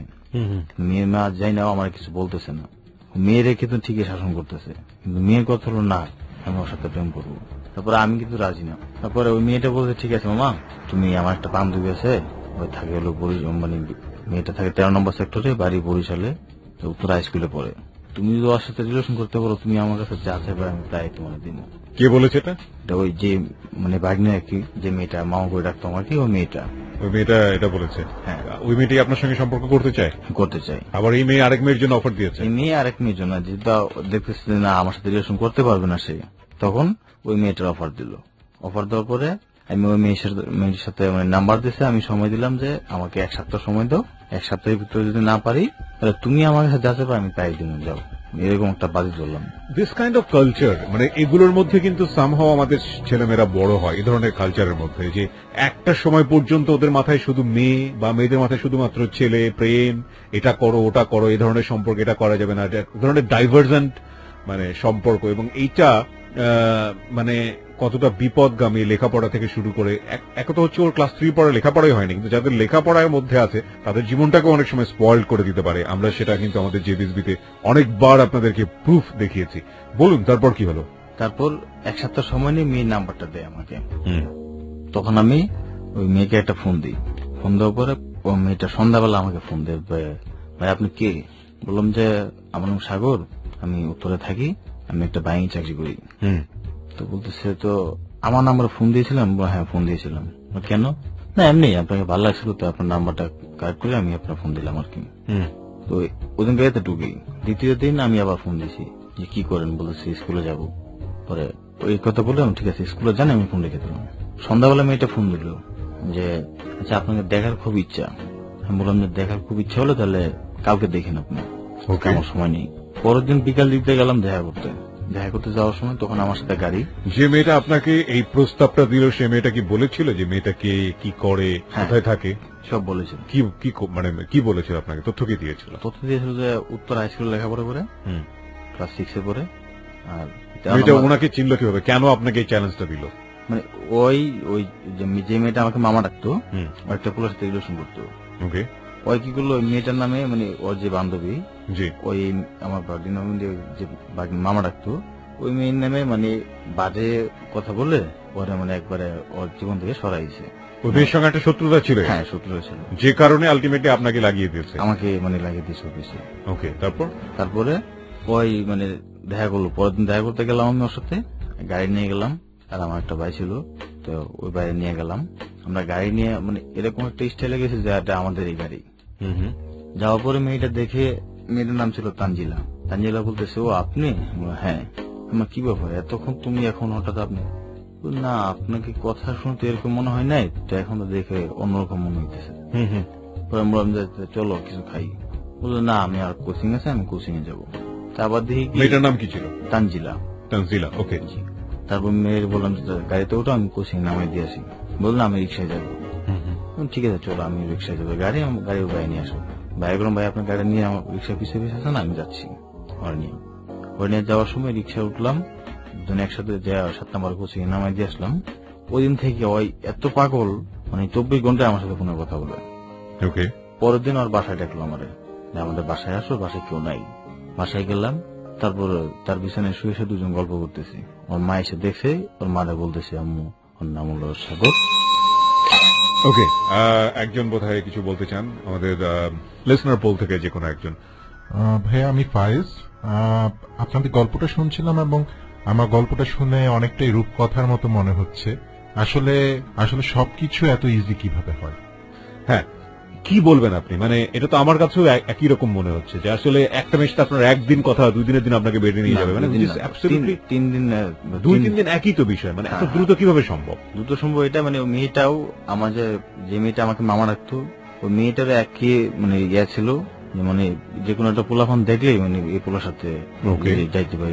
ওকে ফাইন, ওর জীবনে এটা ঘটেছে, যেহেতু আপনারা ওকে কন্টিনিউ করার সুযোগ দিয়েছেন, সুতরাং এবং এই ধরনের যদি বলেন গাঁজাখুরি গল্প, এই অনেকেই বলেন এটা, ইয়েস আমি ডেফিনেটলি এগ্রি করে নিচ্ছি, কজ আমাদের লাইফের সাথে এই ধরনের গল্পের মিল খুবই অমিল। কিন্তু এই ধরনের গল্প যে বিএসবিতে অনেকবার এসছে, তার কিছু না কিছু নিশ্চয়ই ঘটে। এটুকু আমার জায়গা থেকে, আমার পার্সোনাল বিলিভের জায়গা থেকে আমি বলবো, কজ আমরা যেভাবে আমাদের দুনিয়াটাকে চিন্তা করি সেটা আমাদের চারপাশের জানাশোনা থেকে, এর বাইরের পৃথিবীটাও অনেক অনেক বড়, পরিবেশটা অনেক অনেক বড়, জানাশোনাটাও অনেক বড়, সেটা সম্পর্কে হয়তো আমরা অনেক কিছুই জানি না। এবং আমরা যেই ধরনের সোসাইটিতে বিলং করি, সোসাইটির যে স্তরে থাকি, সেই স্তরে থেকে সেটার আপার স্তর কিংবা তার লোয়ার স্তরে কি হচ্ছে সেটাকে আমার স্তর দিয়ে জাজ করাটা খুব ডিফিকাল্ট। ওকে, সো এই জায়গাটা থেকে আসলে বিশ্বাসের ব্যাপারটাও এরকম যে আমি আমার চোখের সামনে যেটা ঘটতে দেখি বা আমার জীবনে যেটা ঘটে সেটাই বিলিভ করি আমি, তার বাইরে বিলিভ করাটা কঠিন। কিন্তু এটা সত্য যে তার বাইরেও অদ্ভুত রকমের ঘটনা কিংবা অদ্ভুত রকমের জানাশোনার বিষয়গুলো আছে, যেটা আপনি বিশ্বাস করলেও আছে, না করলেও আছে। বাই দ্য ওয়ে, বলুন তারপরে মেয়েটা যখন দেখতো, মেয়েটার সাথে যখন দেখা করতে যেতাম বা কথা বলতাম, একদিন বলছে 15 টাকা পাঠাও, ও 500 পাঠিয়ে দিলাম। বলছে আমার কাছে টাকা নেই, রিক্সা ভাড়া দিবা? 2000 টাকা দিলাম, যাও এটা নিয়ে যাও। 2000? জি। মেয়েটা আমার টাকা দেখে এরকম পাগল হয়েছে, মেয়েটা মনে করছে পাইছি, না জানে কি একটা করলাম। আমার বাড়ি কোথায় সেটাও মেয়ে জিজ্ঞেস করার নাই। মেয়েটা রুমে শুয়ে আছে যখন, তখনকার মা জন আসে, মা এসে বলতেছে কেউ বলো তো সাগর, খুব ভালো ছেলে, ব্যাংকে চাকরি করে, তা আমাকে অনেক ভালোবাসে। মাকে ডিরেক্টলি এটা বললো? ডিরেক্টলি বললো। আবার ওই মেয়েটা এরকমই, মেয়েটা পরে জানতে পারছি যে অনেক পুলার রিলেশন করছে, আমাকে মেয়ে মাই সহযোগিতা করতো। ঠিক আছে, কর রিলেশন। প্রথম দিন যে চলে আসলাম, আপনার যখন 6 দিনের মাথায় ওই মেয়েটা বলতেছে যে আমি কোথাও ঘুরতে যাবো, ভালো লাগতেছে না, স্কুলে যাবো না, তুমি কি করবা, ছুটি নিয়ে আসো, যেদিকে ইচ্ছা এদিকে নিয়ে যাও আমার। তারপরে ওই যে মেয়েটা মামা রাখতো, মেয়েটার ফোন দিলাম যে তুই 7 নম্বর ব্রিজে এখানে খাড়া, আমি ওরা নিয়ে হাইটা যাবো, তুই দেখবি শুধু, আর তুই যদি বলস তুই যা বলবি ওর সাথে তাই আমি রাজি আছি, তাই করতে রাজি। তো বলো যে বেশি কিছু করতে হবে না, তোমার যা শুধু হাইটা যাইবা, মেয়েটা বলবো যে তোমাকে একটা কিস করতে আমার সামনে, এতটুকু আর কিছু লাগবে না। ঠিক আছে, ওকে ফাইন। 4টা বাজার সময় দিলাম, আমি ছুটি নিয়ে আসার পরে ওই মেয়েটা নিয়ে 13 নম্বর থাকতো, 4 নম্বরে থাকতো, বের হয়েছি। বের হওয়ার পর 7 নম্বর ব্রিজে যেয়ে বললাম যে এটা কিস করো তো যান, তো বলার সাথে সাথে আমার কিস করা। ওই মেয়ে দেখে হাত ফেলে দিয়ে সোজা চলে গেল, আর কিচ্ছু বললো না। ওই যে ভাগিনী সম্পর্কে? জি। যে তারপরে আমি গেলাম, আমরা দুজন তখন গেলাম আসকো না, আমার একটা পরিচিত ড্রাইভার থাকতো, তো ড্রাইভারে ফোন দিলাম যে ভাই এই কাহিনী, আসকো না আসো, আমি ওখানে আসি। তারপর ওরা নিয়ে আশকোনা গেলাম, আশকোনা যায়, ওখানে আবাসিক হোটেলের অভাব নেই, তো আবাসিক হোটেলে নিয়ে গেল। আমরা গেছি সোজা উপরে উঠছি, যে ওটার পরে মেয়ের সাথে ওখানে ফার্স্ট যে ফিজিক্যাল রিলেশন করা, 1-2 ঘন্টা মনে আসছিলাম, আমি 1000 টাকা দিয়েছিলাম, দিয়ে আবার চলে আসি বাসায়। যাওয়ার সময় মেয়েরে আবার 1000 টাকা দিয়ে যায়, আবার ওর মানে ফ্যামিলিতে বাজার করার জন্য আবার দিয়ে 500 টাকা। তারপর চলে গেলাম। ওই মেয়েটার প্রতি আমার এমন একটা আগ্রহ হলো, মানে মেয়েটা যা বলে আমি মানে ওভাবে কাজ করি। আজকে কি করলো, মেয়েটার বাসায় মানে সবাই জানলো, মানে সবাই বলছে মেয়ের মানে মেয়েটার মেয়ে প্ল্যান করছে, মেয়ে আর মেয়ের মা, মেয়েটার আমি বিয়ে করছে, এরকম একটা কথা মানে সবাই জানাই দিছে। কোন মেয়েটা? যে মেয়েটার সঙ্গে আপনার সম্পর্ক? তানজিলা। আলটিমেটলি তো কোনো সম্পর্ক না, একটা বাজি ধরে এটা করছে। ওকে। তারপর ওই মেয়েটার প্রতি আমার একটা মানে অন্যরকম একটা ইয়ে হয়ে গেছে, মানে ওরে না দেখলে জানি কেমন লাগে এরকম একটা কিছু। তারপরে ওই মেয়েটা সবাই জানাইছে যে আমি মেয়েটার বিয়ে করছি। এমনকি আমি যে জায়গায় থাকতাম ওখান থেকে বাসা ছেড়ে আমি তাদের বাসায় চলে যাই।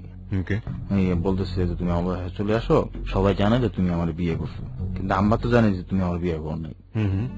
সবাই যেহেতু জানে তাহলে আমি গেলে তো অসুবিধা নেই। আমি গেছি প্রথম, তারপর সবাই মানে যারা ছোট বাচ্চারা তারা দুলাভাই ডাকতেছে, কেউ ভালো লাগতেছে, আবার অনেকে জামাই বলতেছে আসেন, মানে নতুন জামাই গেলে যেরকম আর কি। আমি তো সেই খুশি, বা বিয়ে করার আগে জামাই গেলাম, অনেক ভালো। মেয়েদের বাসায় 15 দিন 16 দিন ছিলাম। তো ওই মেয়ের রুমে আমি থাকতাম, আমাকে মেয়ে মাও কিছু বলতো না। এই তানজিলার রুমে? তানজিলার রুমে। ওর বাবা বা পরিবার আর কেউ ছিল? ওর বাবা হলো বয়স্ক, আর ওর মাও ভালো ছিল না। ওর মারও বলে 5 জায়গায় বিয়ে হয়েছিল। আর মেয়েটা ওই যে লোকের সাথে ছিল ওই লোকের মেয়ে না, তার আগের ঘরে মেয়ে আর কি। তা সবাই বলতেছে যে কি বাবা জামাই এলো, কি করে জামাই বা বাড়ি কই। ও তো মেয়ের মা একদিন জিজ্ঞেস করুন না যে তোমার বাড়ি কই বা কি আসে বসে, কিছু জিজ্ঞেস করে নাই। আমি চাকরি করে যা টাকা পাইতাম সব তাদের বিষয়ে দিতাম, আমার পকেট খোঁজার জন্য আমি একটা করে রাখতাম না। তখন সবাই যেহেতু জানে এই বিষয়টা, কেউ আর কিছু মাথা ঘামায় না। তারপর আপনার 21 দিন পরে দিয়ে যায়, 17 দিন পরে আমি ওর সাথে চলে আসি যে কোনো একটা সমস্যার কারণে। চলে আসার পরে 21 দিন পরে দেখি যে 4 নম্বর সেক্টরে আমি ডিউটিতে গেছি, দেখি ওই অন্য এক পোলার সাথে হাত ধরে করতেছে। তারপর হঠাৎ করে আমি দেখি যে কে এটা, তানজিলা, মানে দেখে আমার মাথা গরম হয়ে গেছে। তারপর বললাম, সামনে গেলাম যে এটা একজন, এই তানজিলা দাঁড়া। পোলাটা বললো যে ভাই আপনি কে? আমি কে ভাই তোমার পরে পরিচয় দিই, মেয়েটা পরিচয় আমার কাছ থেকে জানো। তানজিলা বললাম তানজিলা কি? পোলা বলছে ভাই আমি দুজনে ভালোবাসি। কবে থেকে তোমরা ভালোবাসো? 4-5 দিন হলো। এটা কি আপনার সঙ্গে সম্পর্ক থাকা অবস্থায়? ওকে। আমি বললাম যে ভাইয়া আমি তাদের বাসায় থাকি, তার রুমে থাকি, কিন্তু বিয়ে হয় নাই। বিয়ে ছাড়া যা দরকার মনে করো যে সবই স্বামী স্ত্রীর মতো, কিন্তু বিয়েটা এখনো হয় নাই। ওর যে পুরোনো জামাটা দেখতেছে ওটা আমার টাকা কিনা, হাতে যে ফোনটা ওটা আমার টাকা কিনা, ওই জুতা গুলি ওটা আমার, যে বই ব্যাগ ওই সবগুলি আমার। তো বললাম যে আমার ফোন দিয়েছে, ফোনটা নিয়ে সিমটা ভাঙে ফালাই দিলাম, আর ফোনটা পকেটে নিলাম। বললাম যে স্কুল ব্যাগটা দে, পকেটে আমার একটা কলম আছে, তো ওই একটা কলম রেখে বাকি যা আছে সব দিয়ে দিছে। ব্যাগটাও ময়লা ডাস্টবিনে ফেলাই দিলাম। জুতাগুলি খুলে ডেনে ফেলাই দিলাম। ফেলাই দেওয়ার পরে বলছে আমি কাপড় খুল। তো বলতেছে এটা তো সম্ভব না। সম্ভব না, তুই আমার খায়া আমার টাকা পয়সা খরচ করে তো যা সবই আমার, তো তুই আমার ছেড়ে অন্য পোলা হাত ধরে ঘুরোস, তোর পুরান আমি কিছু রাখবো না। পরে পোলা রিকোয়েস্ট করার পরে আমি ঠিক আছে কাপড় খোলা রাখবো না, কিন্তু কাপড়গুলি খুলে বাসায় যে কাপড় খুলে এগুলো পুড়ে লাস মিলে ফেলাই দিস, আর তোর বাসায় আমার কিছু না থাকে, আর তোর সাথে আসতে শেষ আমার। তারপরে পোলা বলতেছে ভাইয়া দাঁড়ান, কি ছে ভাই আপনি যা আমার একটা ভুল ভাঙছেন, এটা ভাই আমার সারা জীবনের মতো মানে ভুলার মতো না এরকম একটা কাজ। তো আমিও ওর পিছনে তো অনেক টাকা দিয়েছি, বলে বাসার সমস্যা হয়েছিল, আমার কাছে টাকা নিয়েছে 3000। কই জিগান দি আমার কাছে প্রতিদিন তো 100-200 প্রতিদিন নিচ্ছে, আবার কি সমস্যা? আর সমস্যা হলে তো আমি জানলাম যেহেতু আমি তাদের বাসায় থাকি। পরে বলতেছে তাহলে ঠিক আছে তানজিলা টাকাটা পৌঁছায় দিও, আর তুমি যদি টাকা পৌঁছায় না দাও বাসা থেকে বাইরে তুমি কিন্তু উদা হয়ে যাবে।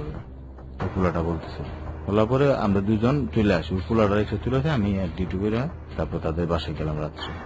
ওরা পোলাপা নিয়ে যায়, সন্ধ্যাবেলা একটা গ্যাঞ্জাম সৃষ্টি করি ওখানে, যে আমার অনেক টাকা পয়সা নিচ্ছে, আমার টাকাটা উঠাই দেন। এলাকায় যে বড় বড় থাকে বন্ধু তাদের বললাম যাবে এই কাহিনী। ও তুই যে হাতের বাসায় তাদের স্ত্রী বা মেয়ের সাথে যে তুই যা যাবো কিছু কিন্তু করিস না, কইলে তাহলে আমরা কিছু করতে পারবো না। তুই বলবি যে টাকা নিচে দার বন্ধু হিসেবে, আমার টাকা দেয় না, এরকম কিছু কথা বলবি। তারপর যাই সন্ধ্যাবেলা যাই গ্যাঞ্জাম করি, মা বলতেছে তোমার কাছে মানে আমরা প্রায় 10,000 টাকা নিচ্ছি, আমরা দিয়ে দিব ওইটা। তখন গ্যাঞ্জাম করো না, আর মেয়ের কোনো ক্ষতি করো না। পরে আমরা ওখান থেকে মানে চলে আসি, 1 সপ্তাহ পরে আবার আমার টাকা দিয়ে দেয়। গ্যাঞ্জাম হয়েছে, গ্যাঞ্জামটা আবার আমার বড় ভাইয়ের সাথে থাকে, বড় ভাইয়ের সাথে একজন আলাপ করছে যে এই কাহিনী।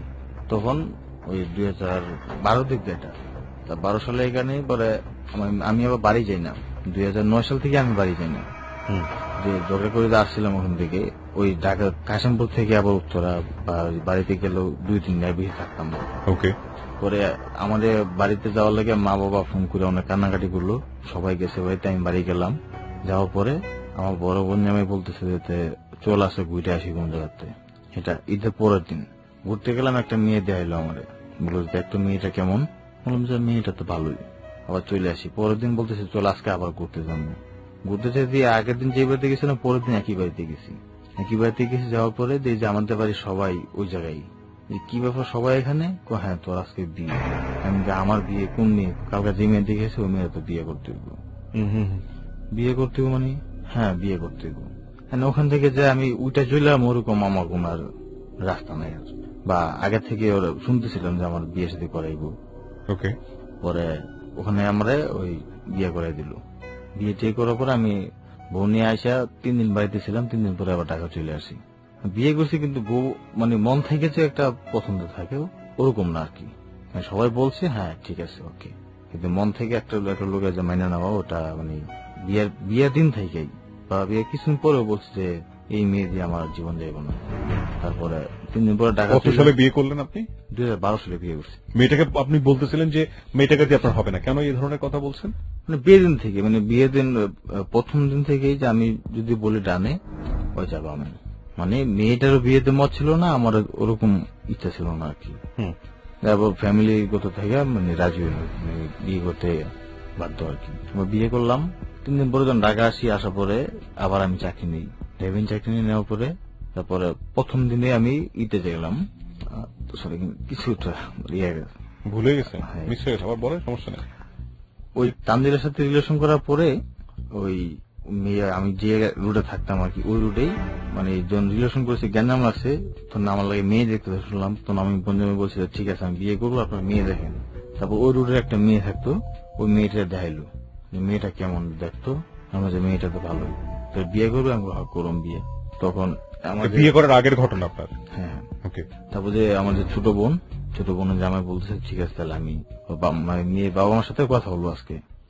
তারপর সন্ধ্যাবেলা মিষ্টি নিয়ে মেয়ে বাসায় গেল, আমার বোন জামাই যে কথা বললো, মেয়ে খুশিতে আমার ফোন দিয়েছে যে আপনি কি পাঠাইছেন লোক? আমি বললাম হ্যাঁ। কোথায় আসেন? কোথায় আসবো? যে পাশের রোডে আসেন।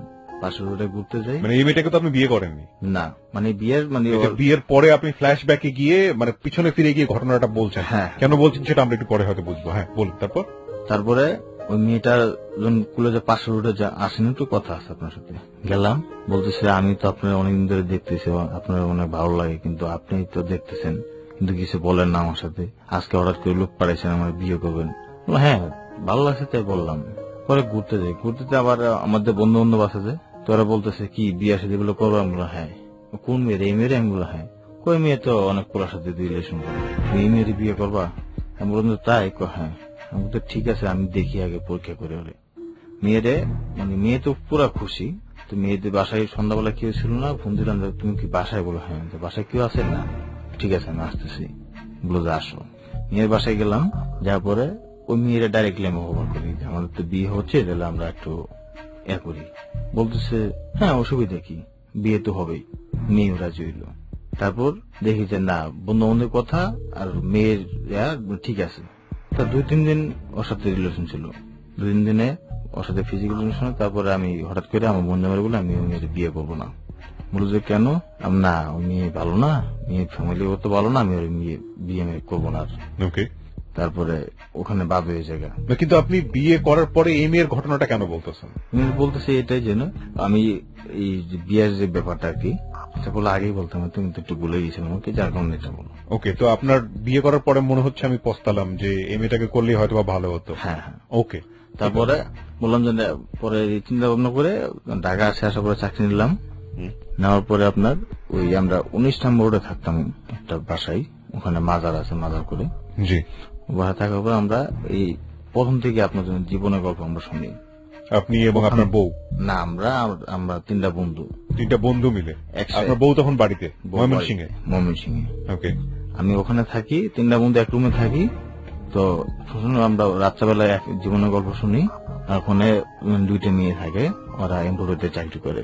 তখন ওই মেয়েটা আমার কি বললো যে ওই মেয়েটা যে এম্পোর্টে চাকরি করে, ওই মেয়েটা বলতেছে যে আপনার নাম কি? একই সাথে কাজ করতেন? না না, আমি তো ড্রাইভিং করি। না, কিন্তু মেয়েটা কোথায় পেলেন? তাহলে মেয়েটা ওই বাসায় থাকতো, যে বাসায় ভাড়া থাকতেন আপনি? তো মেয়েটা আবার আমার বন্ধুর সাথে রিলেশন করতো।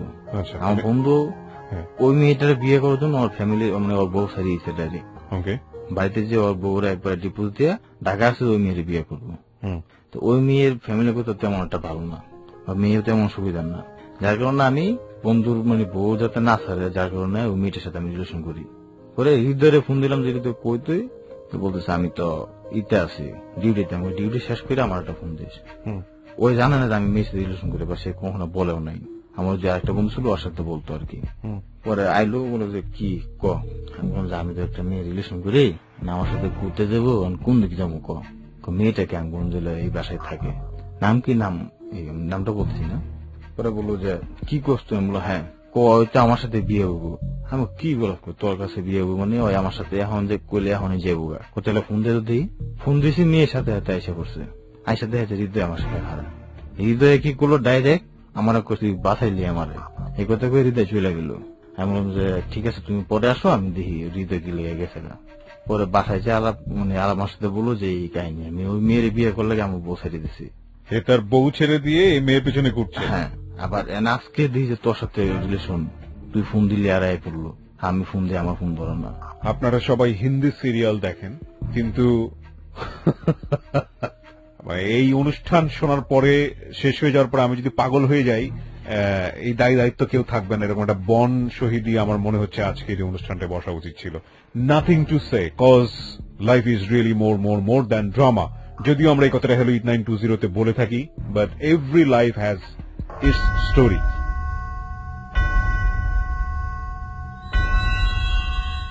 ওকে, আমরা ফিরে আসবো, অফকোর্স ফিরে আসবো 5 মিনিট পর। এই মুহূর্তে আমাদেরকে একটা ছোট্ট বিরতি নিতে হবে। সাগরকে সঙ্গে করে ফিরে আসবো এবং আশা করছি আমাদের সাথেই থাকবেন।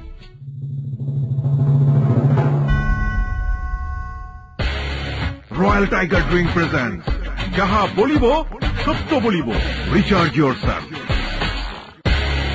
রয়্যাল টাইগার ড্রিঙ্ক প্রেজেন্টস যাহা বলিব সত্য বলিব, রিচার্জ ইয়োরসেলফ।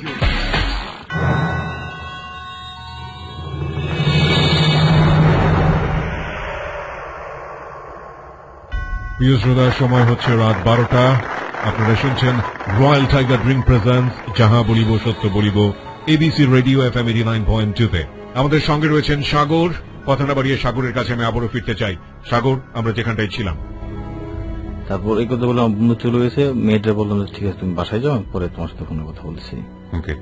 বাসায় যাওয়ার পরে হৃদয় দিয়ে অনেক কাঁদতেছে। ও বাড়িতে ফোন দিয়া বললো যে যেটা বউ করছি তোমরা যাও, মেয়েটা নিয়ে আসো, মানে আমার বউরে নিয়ে আসো, আমি আসতেছি বাড়িতে। বউরে নিয়ে আসো মানে? বউরে যে ডিভোর্স দিছে। ওই আপনার বন্ধু? হ্যাঁ হ্যাঁ। আচ্ছা, পরে এই ঘটনার পরে গিয়ে সে সরি বলে? সে সরি বলে এবং বউকে ফিরে নিয়ে আসে। একটা বিশাল উপকার করছেন আপনি। যাই হোক, আসার পরে আবার তাদের সাথে মানে ওই বন্ধু আমার সাথে এমন রিলেশন, মানে ওই আমার না দেখলে থাকতেই পারে না, সারাক্ষণ আমার সাথে ফোনে কথা বলে, জীবনে যা যা বিষয় শুধু গল্প করে। ওকে, খুবই আন্তরিকতা ছিল, আমার প্রতি টানো ছিল অনেক। তারপরে ওই মেয়েটারে কি করলাম, 2 দিন পরে আবার বললো যে চলো আমরা আসো কোথাও ঘুরতে যাই। বললাম না তুমি ঘুরতে যাবো না, তুমি কি আমার বেশি কিছু জানো? সে মেয়ে বললো যে না জানি না, আমি কিন্তু বিবাহিত। আপনি বললেন? হ্যাঁ। ওকে, ওই মেয়েটাকে বলছেন? যে মেয়েটাকেই। ওকে, তো বলতেছে মানে আপনি তো এই কথা আগে বলেন নাই। আমি তো এই কথা এই বাসায় কেউ জানে যে আমি বিয়ে করছি। আমি সবার সাথে বলতাম না যে আমি বিয়ে করছি। তাহলে আপনি মেয়েটার সঙ্গে কেন ঘুরতেছেন? মানে আপনার উদ্দেশ্যই ছিল মেয়েটাকে? আপনার উদ্দেশ্য ছিল যে ওর কাছ থেকে আরো দূরে সরামো, তাহলে হৃদয়ের যাতে ফ্যামিলিটা যাতে ঝগড়া সৃষ্টি না হয়। তারপরে কি করলাম, ওই মেয়েটা আমার সাথে বিয়ে কথা শুনি না। কি নাম ছিল মেয়েটার? মেয়েটার নাম ছিল আপনার আলটিমেটলি এতগুলো মেয়ের সঙ্গে সম্পর্ক করেছে, ওর নাম মনে করাটা ওর জন্য খুব কঠিন হবে। আচ্ছা ঠিক আছে, নামের প্রয়োজন নেই, বলুন। তারপর নামটা বলে একটু সমস্যা দিতে সমস্যা আছে। হ্যাঁ বলেন। তারপরে মেয়েটা চলে গেল, আর মেয়েটার সাথে কিছুদিন কথা হয়নি আমার। আমি ওই বাসা ছেড়ে দিই, ছেড়ে আবার বউ নিয়ে এসে ঢাকা। বউ নিয়ে কিছুদিন বউ রাখছি, রেখে আবার মানে বউরে বাড়িতে বাড়াইছি। ওটা দিয়ে 5 নম্বরে আমি একটা বাসায় যাই ব্যাচেলার, ওখানে আমার ওই বন্ধুটা থাকে আর কি, ওর সাথে আবার যাই আমি। যে ওখানে আমাদের পাশের রুমে একটা ভাবি, ওই ভাবিটা মানে ওর বিয়ে হয়েছে, 2টা বাচ্চা আছে। বাবিটা জামাই আর কি রাগ কইরা আরেকটা মেয়ের সাথে রিলেশন করতো, তিনি জগল আছে, আবার রাগ করে বাসা ছাড়া ওই মেয়ে নিয়ে গেছে চিটা। তো ওই ভাবি মানে প্রথম দিন দেখে ভাবির সাথে অনেক সময় কথা বললাম, তৃতীয় দিন ভাবির সাথে কথা বললাম, তৃতীয় দিন মানে এরকম একটা সিচুয়েশন, মানে ভাবির যে রুমটা তাদের রুমে লুকি আমি, এরকম একটা সিস্টেম। ওই বাসা যারা থাকে সবাই একটু মাইন্ড কম না যায়, ঠাকুর তো মানে সবার সাথে ফ্রি আর কি। আর আমি যে কোনো বাসা যাইতাম, আমি যদি বাসা থেকে চলে আসতাম তাহলে আমার জন্য সবাই কইতো না রে কোলে গেছে ভালো লাগতেছে না, মানে সবাই হাসায় রাখতাম এরকম একটা। ওকে, তারপরে 4 দিনের মধ্যে ভাবি ডাক দিল, সাগর আমার রুমে আসো, আমার রুমে আসো। ওর রুমে গেলাম, রুমে যাওয়ার পরে বলতেছে ভাত খাবা? আমি হ্যাঁ খাবো। পরে ভাত দিল, ভাত দিয়া মানে কইতেছে সাগর দেখো আমার তো এই কাহিনী, কি করি আমি বলো? বলল যে ভাবি থাকেন কিছু জানেন না, কি করবেন, যেহেতু কষ্ট দেখেন সে ফিরে আসে কিনা। কথা বলতে বলতে মানে ভাবি আর আমি অন্য পর্যায়ে একটা সিস্টেম আর কি। পরে ভাবি কি করলাম, ভাবির দ্বারা আমি অফার করলাম যে ভাবি আমি যদি আপনাকে বিয়ে করি আপনি কি রাজি? বললো যে এটা কি সবাই মাইনে নিব? আমি বললাম যে সেটা হলো আমার বিষয়, যদি আমি বিয়ে করি আপনি রাজি কিনা। তো বলতেছে আমি বাইরে দেখি বাবা, জানাবো না। 5 দিন পরে জানা যান না এটা সম্ভব না। সম্ভব না তাহলে এটা কি আপনি সত্যি সত্যি বলছিলেন নাকি আপনার অন্য কোনো ধান্দা ছিল? অন্য, যেহেতু পাশের রুমটা বলতে বিয়েটা তো করতেন না না, মানে অন্য একটা ধান্দামি করেছেন এখানে। ওকে, তো সবাই বলতেছে যে মেয়েটা এত সুন্দর, কিন্তু আমরা কেউই চান্স পেলাম না। সাগর আইসে যেহেতু এত চান্স পেয়েছে, যা সাগরে আমরা একটু সহযোগিতা করি। সবাই আমরা ব্যাচেলার থাকলে জানা সবাই খালি মানে আকাম কুকাম যে কেমনে কি করবো এগুলো ধান্দা সবাই থাকে, যারা ব্যাচেলার থাকে বেশিরভাগই। না সব ব্যাচেলরই থাকে না, আপনাদের? হ্যাঁ আমাদের ছিল। পরে আমি কি করলাম যে তো ঠিক আছে ভাবি, বিয়ে যদি নাই বসেন তাহলে জামা বুঝে থাকে আমরা ওভাবে থাকি, বা আমি আমার রুমে থাকি, আপনি যখন সময় আমার ফোন দিন আমি আপনার রুমে চলে আসবো। আর পাশাপাশি রুম ছিল? হ্যাঁ, মানে পাশের রুম আর কি।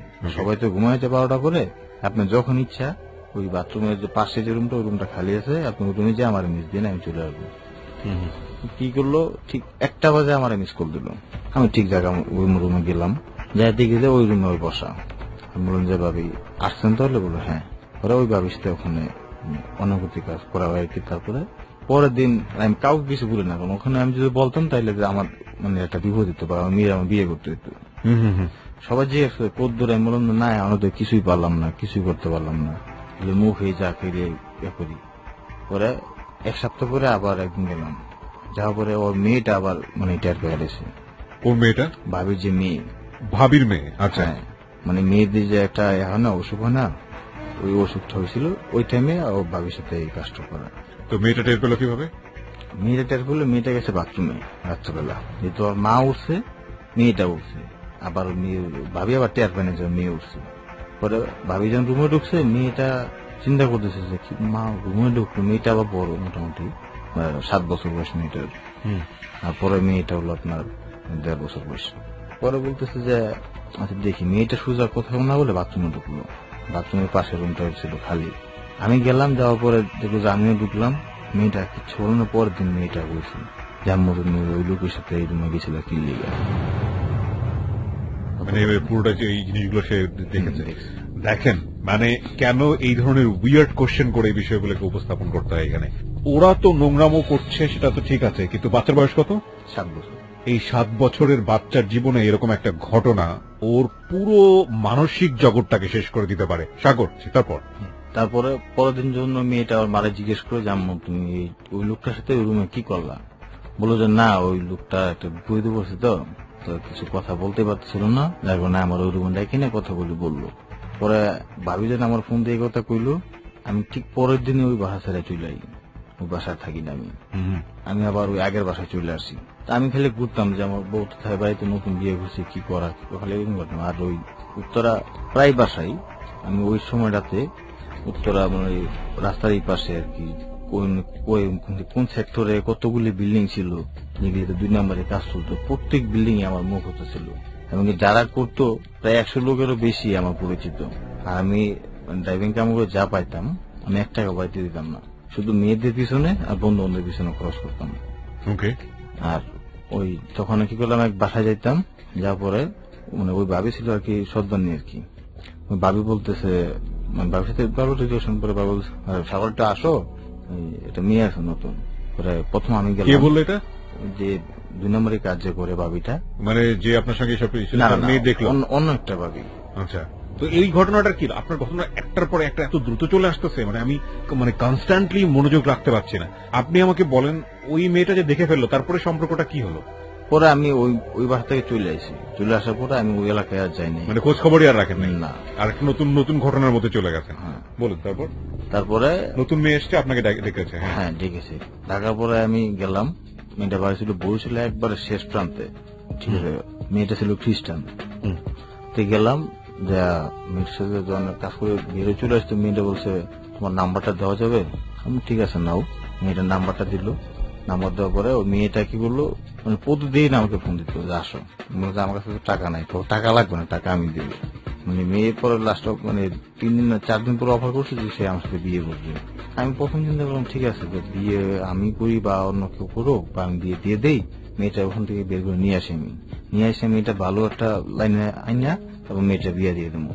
তারপর নিয়ে আসার পরে ওই মেয়েটা কি করলাম, শুধু আমার সাথে কাজ করতো, আর কারোর সাথে কাজ করতো না। মানে খালি বলতো যে আমি অসুস্থ, অন্য কেউ গেলে কাজ করতো না, শুধু আমার সাথে।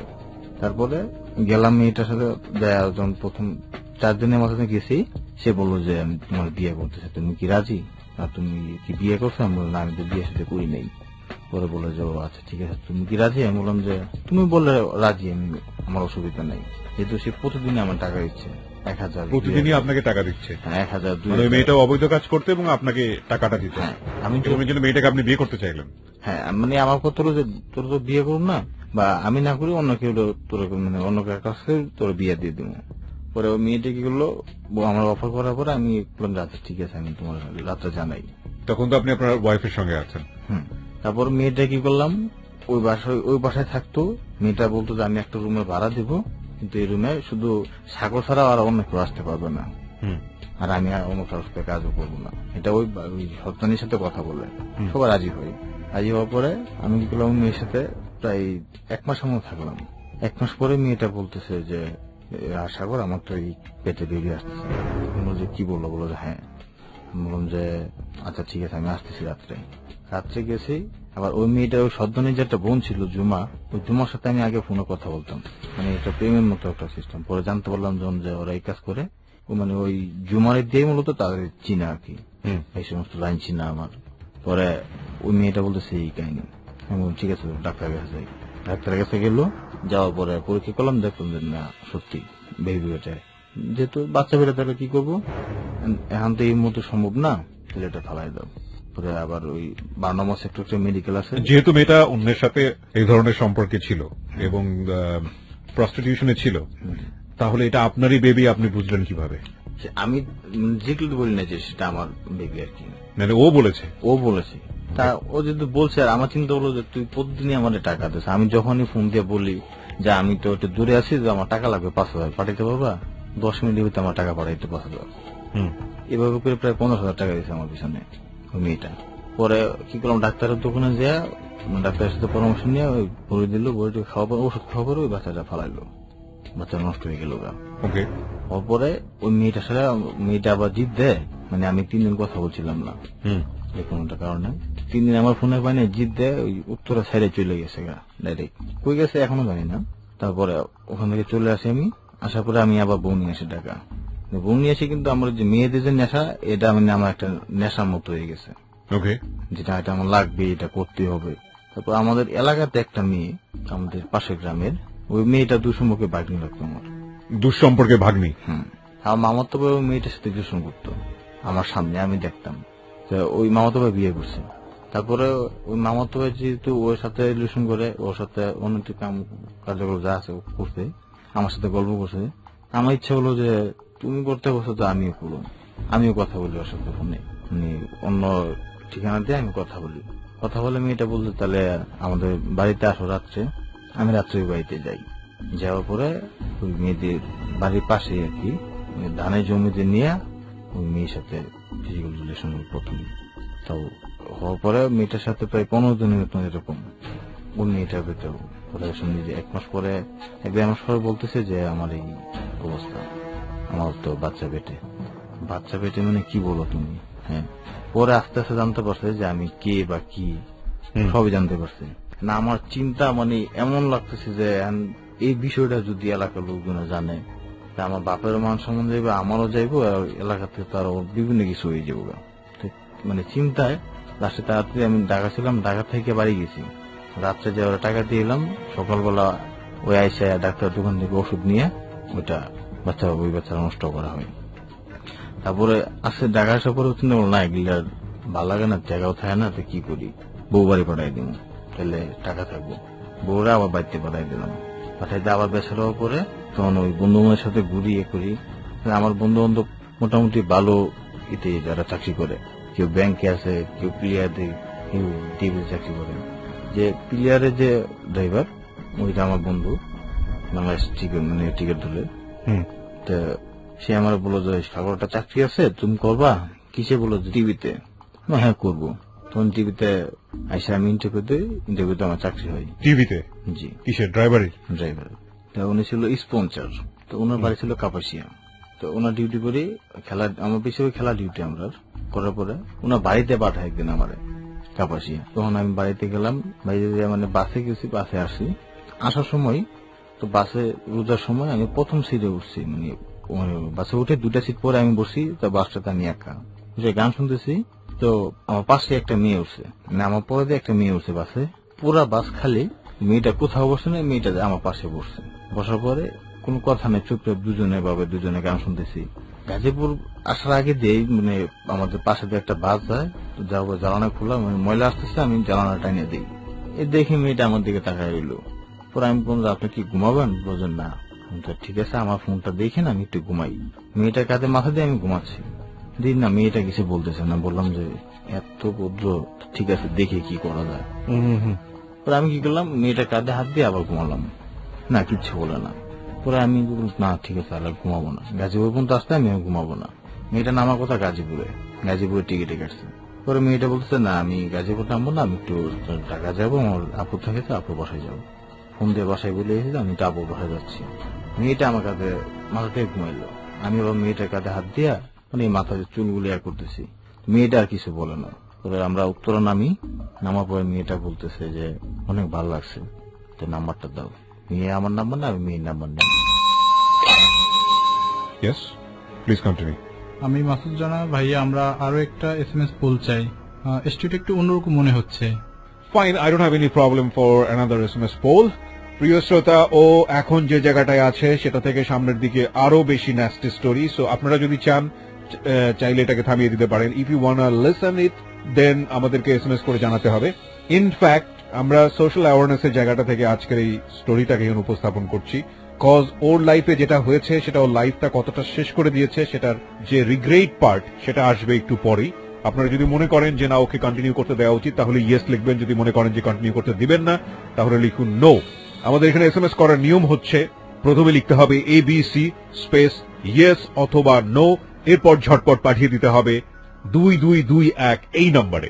একটু পরেই আমরা কম্পিউটারের কাছ থেকে হিসেব করে জেনে নেব কত পার্সেন্ট বলেছে ইয়েস এবং কত পার্সেন্ট বলেছে নো, এবং সেই অনুসারে আমরা কন্টিনিউ করব।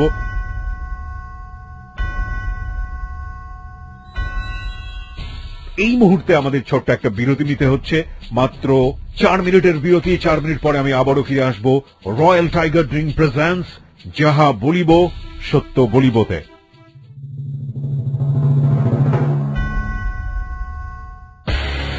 Royal Tiger Drink presents Jaha Bolibo Satto Bolibo. Recharge yourself. Royal Tiger Drink presents Jaha Bolibo Satto Bolibo. Recharge yourself.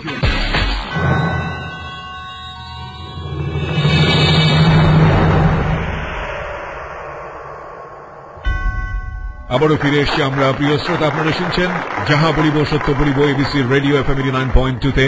আমি আরজে কিবরিয়া রয়েছে আপনার সঙ্গে, এবং আজকে এখানে কনফিউজ করছে সাগরেরটা আমরা সেকেন্ড টাইম SMS পোলের মুখোমুখি হয়েছি।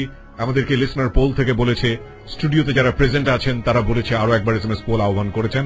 আমরা কম্পিউটারের কাছ থেকে এই মুহূর্তে জানবো SMS পোলের result.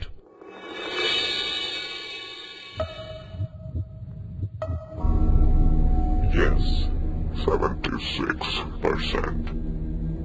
No, 20%. No comments, 4%.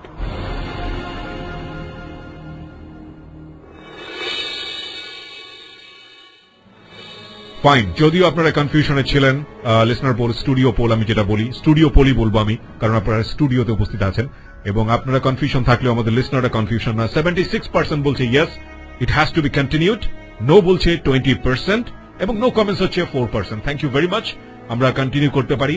Okay Sagar, please continue. তারপর মেয়েটা বললো যে আপনার নাম্বারটা দেওয়া যাবে? হ্যাঁ দেওয়া যাবে। তারপর মেয়েটা আমার নাম্বার নিয়ে গেল, আমি মেয়েটার নাম্বার নিয়ে গেলাম, নিয়ে চলে গেলাম। 4 দিন পরে 7 রোজা মেয়েটা মানে বলতেছে আমি বাড়ি যাব। কবে? 15 তারিখে। মানে এই সময়টাতে মেয়েদের সঙ্গে যোগাযোগ রেখেছেন না? হ্যাঁ, বলতেছে 15 রোজায় আমি বাড়িতে যাব, 15 রোজায় বাড়িতে যাবো। তা ঠিক আছে। তো এই মেয়েটার সাথে এমনি ভিডিও কলে কথা হতো, তো ফোনে তো কথা হতো প্রতিদিন। আমি বললাম যে যাবা, তা আমার একটা ইচ্ছা, তুমি কি ফোন করে যাবা? বলো যে কি? বলো যে তোমার কাছ থেকে তোমার দেওয়ার মতো কি আছে বলো। পরে বলতেছে তো ঠিক আছে, আমি দেখে জানাবো। পরে ওইজন বাসে উঠে তখন আমার ফোন দিচ্ছে, আমি বাড়ি যাচ্ছি। আমি বললাম আমি কি বললাম, তুমি কি রাজি না? রাজি না। বললাম আমি এয়ারপোর্টে আইসা ফোন দিচ্ছি যে রাজি বা রাজি না আমি জানাচ্ছি। এটা কোন জায়গা থেকে আসছিল। এয়ারপোর্টে এসে ফোন দিচ্ছি যে আমি রাজি, তুমি নিয়ে যাবা দেখো। তারপর আমি আমার একটা বন্ধুকে ফোন দিলাম যে এই অবস্থা কি করা। তারপর বলতেছে যে আচ্ছা ঠিক আছে, তুমি নিয়ে আসোই, আমি দেখতেছি। তারপর উত্তরা নিয়ে আসি, নিয়ে আসার পরে আমার বন্ধু একটা জায়গা ঠিক করে দিয়ে আমি ওখানে যাই। যাওয়ার পরে ওর সাথে আমার ইয়া হয় আর কি।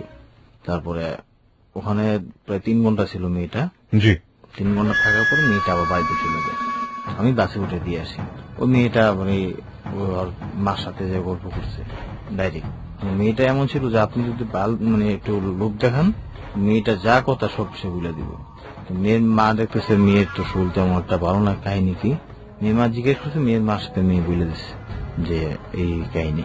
মেয়ের মা আবার ফোন দিল যে বাবা তোমার নাম কি, তুমি কি এই কাজ করছো আমি সাথে? বললাম যে হ্যাঁ করছে, অসুবিধা নেই। আপনি আপনার মেয়েকে বিয়ে করবো, ও চিন্তা করি না যে বিয়ে করবো না। আমি বিয়ের সাথে করি না, আমার বাড়ি হচ্ছে কুমিল্লা, তো আমি এখানে বিয়ের সাথে করি না, আমি আপনার মেয়েকে বিয়ে করবো, আপনার চিন্তা করেন আন্টি। মেয়েটা আবার ঢাকা থেকে লেখাপড়া করতো। এই কথা বলে মেয়ের মারা সান্ত্বনা দিলাম।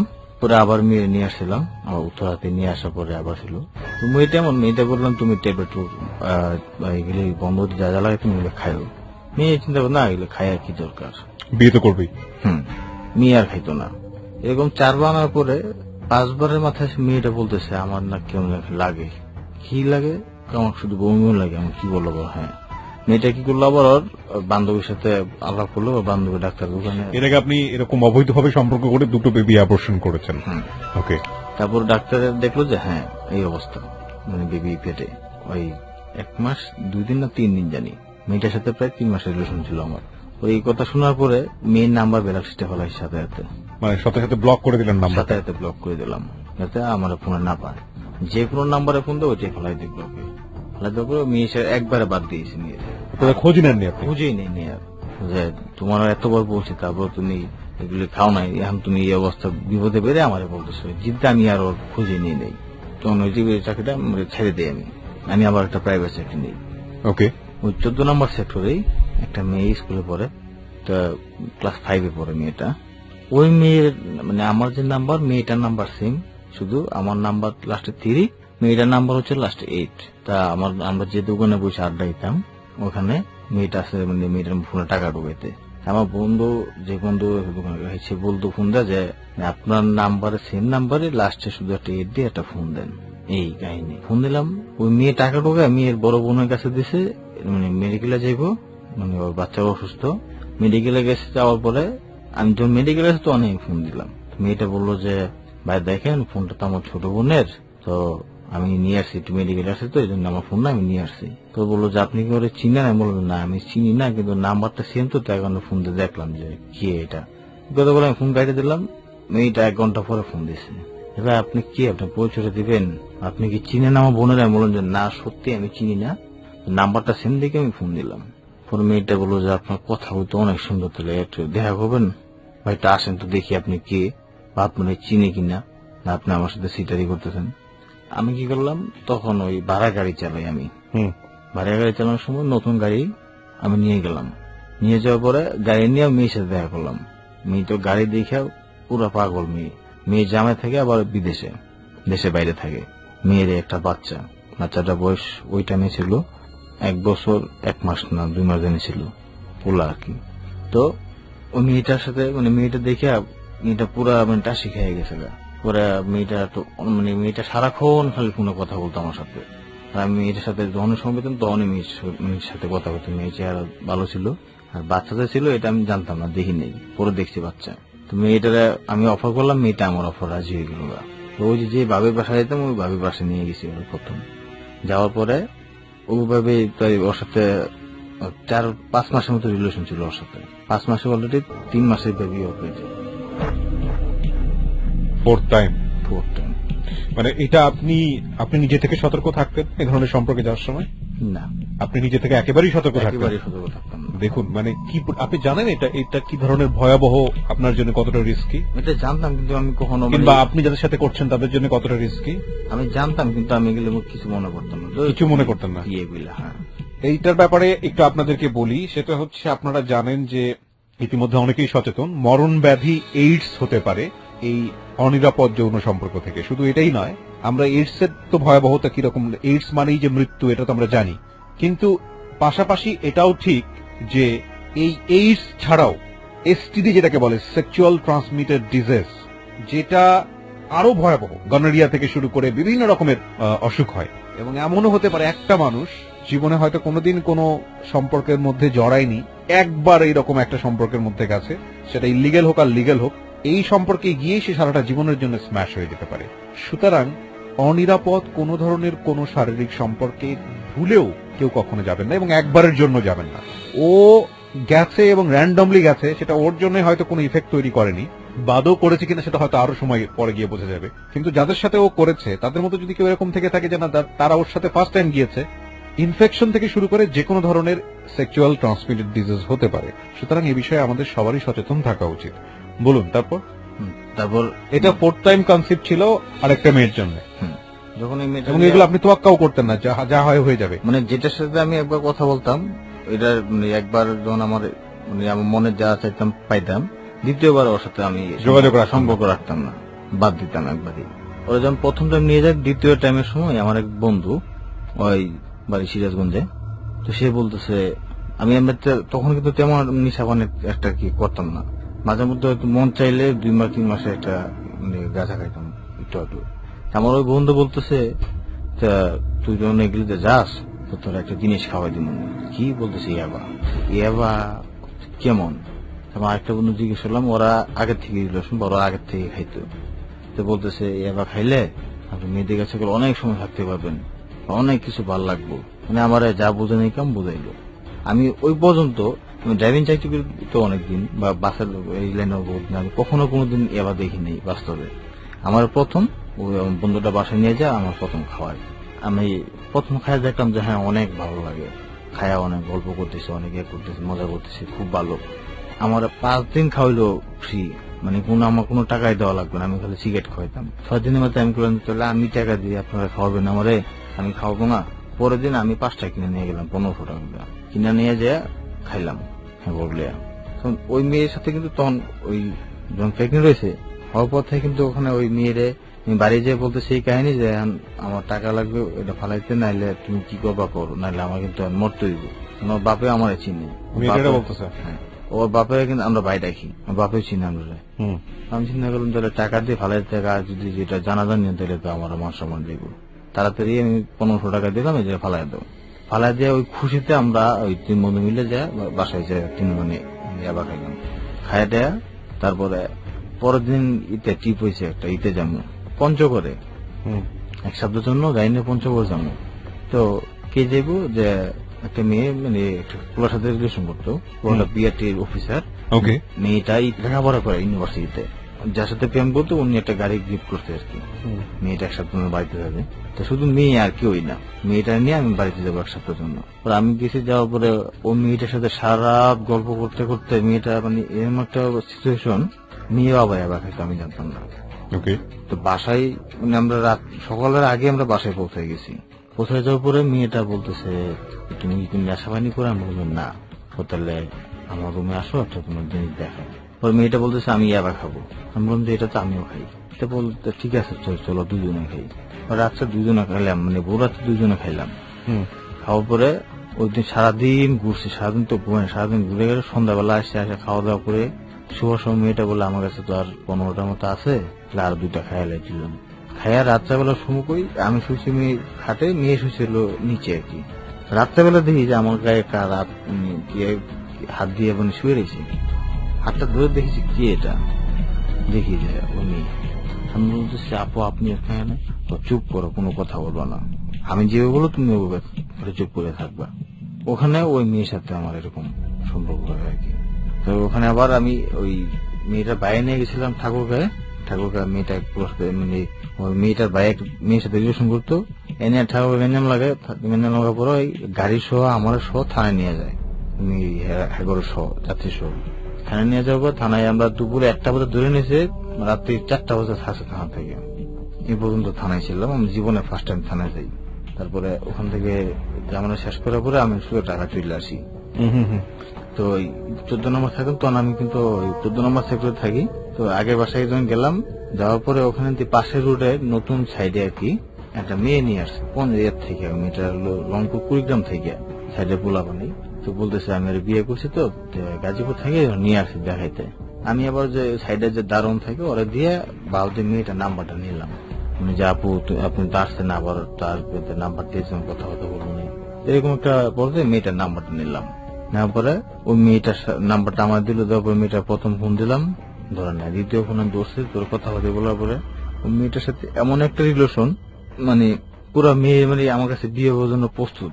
আমি বিয়ে করছি তখন আমার মেয়ে হয়েছে, হ্যাঁ মেয়ে হয়েছিল, বিয়ে করছি, মেয়ে হয়েছে সবাই জানে, কিন্তু মেয়েটা তারপরও রাজি। তারপরে ঠিক আছে ওকে, ওই মেয়েটার সাথে প্রায় আমার 1.5 বছর সম্পর্ক ছিল। ওই কিছুদিন পরে মেয়েটা মানে আগে বলতে ভুলে গেছিলাম, মানে জীবনে ফার্স্ট টাইম মানে বেশিরভাগ ওই মেয়েটারে বেশি কষ্ট দিচ্ছি আমি, একে 2বার ভেবে ফেলাইছি আমি। ওই মেয়েটা আগে একবারে গরিব ছিল না, আমার এত বিশ্বাস করতো যে মানে ওই আমার জন্য জীবনও দিতে পারতো, এরকম বিশ্বাস করতো। কিন্তু আমি সবচেয়ে বেশি ঠকাইছিল অন্যগুলি যেগুলো, কিন্তু ওর কথা মানে বেশিরভাগে মনে পড়ে। ওই গার্মেন্টস চাকরি করে যা টাকা পাইতো সবই আমার দিত, বাড়িতে 1 টাকা পড়াইতো। তারপরে এই কাহিনী এখন ওই মেয়েটা আমার মানে ফোন দেব মাঝে মধ্যে, তারপর কথা হয়। মেয়েটা বিয়ে হয়েছে বলে, তো মেয়েটা উত্তর বহুবার আমার বাসায় এসে, আমার বাসায় গেছে মেয়েটা অন্য পুলার সাথে, কিন্তু কেউ বুঝতে পারে নাই, বলছি যে আমার বন্ধু বউ এরকম ভাবে। তো এই অ্যাভাজে প্রথম খাইছিলাম, তারপর ওই বন্ধু বলে বলতাম যাই সাথে এবার তো ভালোই লাগে, এবার খায় তুই এই কাহিনী পঞ্চগড়ে যাই এই কাহিনী করছে আমার সাথে। ও পঞ্চগড়ে যাই নিয়ে গেছিলাম, তার সাথে আমি এবার খাইছি। পরবর্তী ঠিক আছে লাখ খাও খাই, এরকম একদিন একটা আর একদিনে 2টা, এরকম করতে করতে বেশ ভালো খাই। প্রতিদিন প্রায় 4টা 5টা করে খাই, সকালে দুপুরে রাতে যখন ইচ্ছা হয় তখনই খাই। খাওয়ার পরে এটা খাইলে আস্তে আপনি যখন খাবেন তখন সে ভালো, এটা নেশাটা যখন কাইটা যায় তখন এমন খারাপ মানে কিচ্ছু ভালো লাগে না, কে কি লাগে না লাগে, মানে তখন মেজাজ খানি এমন মেজাজ হয়, খুবই গরম থাকে মেজাজ, কিছু বললেই রাগ উঠে যায়, আর তখন খালি ওইটা খাইতে ইচ্ছা হয়। কিছুদিন পরে যখন রেন্টে কেটে যাই, তখন প্রাইভেট চাকরি করে আমি ইয়াবা খাইয়া বা যে ফ্যামিলি খরচ দিয়ে আমার হাতে টাকা টোকা থাকে না একবারই, তখন আমি রেন্টিকেটে গাড়িতে চালাম। রেন্টিকেটে গাড়ি যখন আবার রেন্টিকেট তাই বুঝতে আবার গেলাম রেন্টিকেটে, আমার টাকা পয়সা দরকার, আমার রেন্টিকেটে যাইতে দিব। আমি রেন্টিকেটে যাই, রেন্টিকেটে আমি যে লাইনে টিপে যাবো ওই লাইনেই আমার মানে লোক আছে, আমাদের স্টেশনের আগের যে সিনিয়র ড্রাইভাররা, ওরা প্রত্যেকটি জায়গায় বাংলাদেশের টেকটাম থেকে তেঁতুলিয়া পর্যন্ত তাদের কোন জায়গায় কি হয় না হয় সবকিছু মুখস্থ। আমি যেদিকে যাইতাম টিপে মানে ফোনে কইতাম আমি অমুক জায়গায় যাইতেছি, তো আমি অন্য গেলে কি খাইতে পারো। একটা ড্রাইভার আছে মানে অন্য বাঘ ছিল, একটা ড্রাইভার আছে ওরা খালি শুধু ইয়াবা খা, আর একজন আছে গাঁজা খা, একজন আছে মেয়ে গনেশা। আমার যে জায়গায় যেটা লাগতো আমি ওই লোকের ফোন দিতাম, তো যে ইয়াবা খাইতো ওরা ফোন দিতাম। আমি রংপুর যে ফোন দিছি ভাই আমি তো দরকার 2টা, তুই রংপুরে খাড়া অমুক জায়গায় খাড়া, দেখবি আধা ঘন্টার ভিতরে তোর জন্য নিয়ে আইসে। তা আধা ঘন্টার ভিতরে দেখতাম যে ঠিকই নিয়ে যাবো। তো আমার সাথে আবার একটা পোলা থাকতো, ও পোলাটার সাথে নিয়ে যেতাম। একদিন ইতে যায় ধরা খাইছি, এবার সব দিনাজপুরে যায় ধরা খাইছি। আমরা এবার নিয়ে গাড়ি টান দেয় মধ্যে পুলিশ ধরলেছে সাথে সাথে পায়ে রাখছে, এবার ছাড়বো না, পুরো ছাড়বো না, ওখানে সারাদিন আটকায় রাখছে। আমি ওই যে ঠাকুর কাছে ধরা গেছিলাম গাড়ি নিয়ে, ওইখানে যে আমার লোকের নেতার সাথে পরিচয় ছিল, ওই নেতারা ফোন দেয়, পরে ওখান থেকে আমি ছুটে আসি।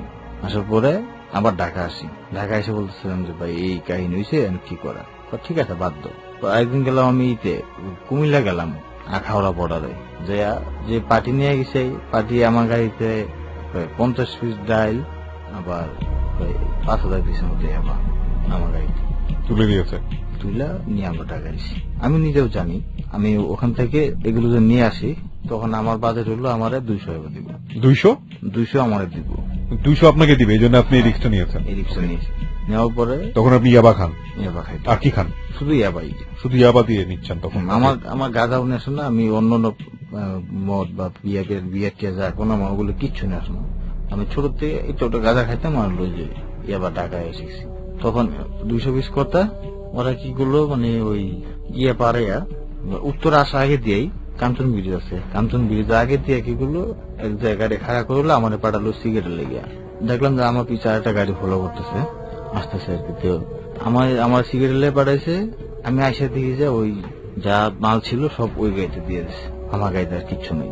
আমি ঢাকা আইসি, ডাইরেক্ট আমার বাসায় যাবো। বাসায় আইসি, বাসায় আসার পরে ভাড়াটা দিয়ে তুমি যাও, কি আমার জিনিস, কি আর জিনিস, কি নিয়ে এলেন, কই কি নিয়ে আসি। ব্যাগ ডালা খুলে দিয়ে কিচ্ছু নেই গাড়িতে, সব দিয়ে আইসি ওই জায়গায়। আমার তো পুরা মাথা নষ্ট।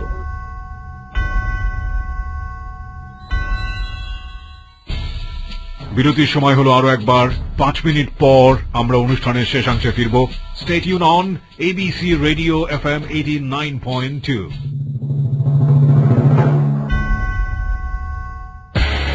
রয়্যাল টাইগার ড্রিঙ্ক প্রেজেন্টস যাহা বলিব সত্য বলিব, recharge yourself. Royal tiger drink presents যাহা বলিব সত্য বলিব, রিচার্জ ইয়োরসেলফ।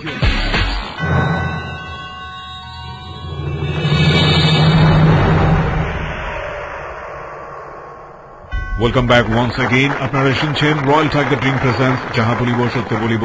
আর জি কিবরিয়া আপনার সঙ্গে, এবং আপনারা শুনছেন এবিসি রেডিও FM 89.2। সাগরের কথা শুনছিলাম আমরা। হ্যাঁ সাগর, বলুন। তারপরে আসার পরে বলতেছে যে নাই, পরে মহাজনের টাকা না দিয়ে বলতেছে বেঙ্গালেছি। আমি যে আমার যে বন্ধুটা প্রথম আমার খাওয়াইছিল, ওই রানিং ওইগুলি ব্যবসা করে।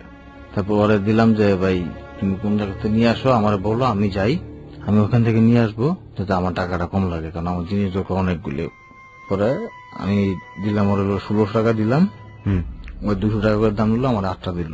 নিয়ে আসি আমি প্রথম জীবনের যে জায়গায় বেছে ওখান থেকে।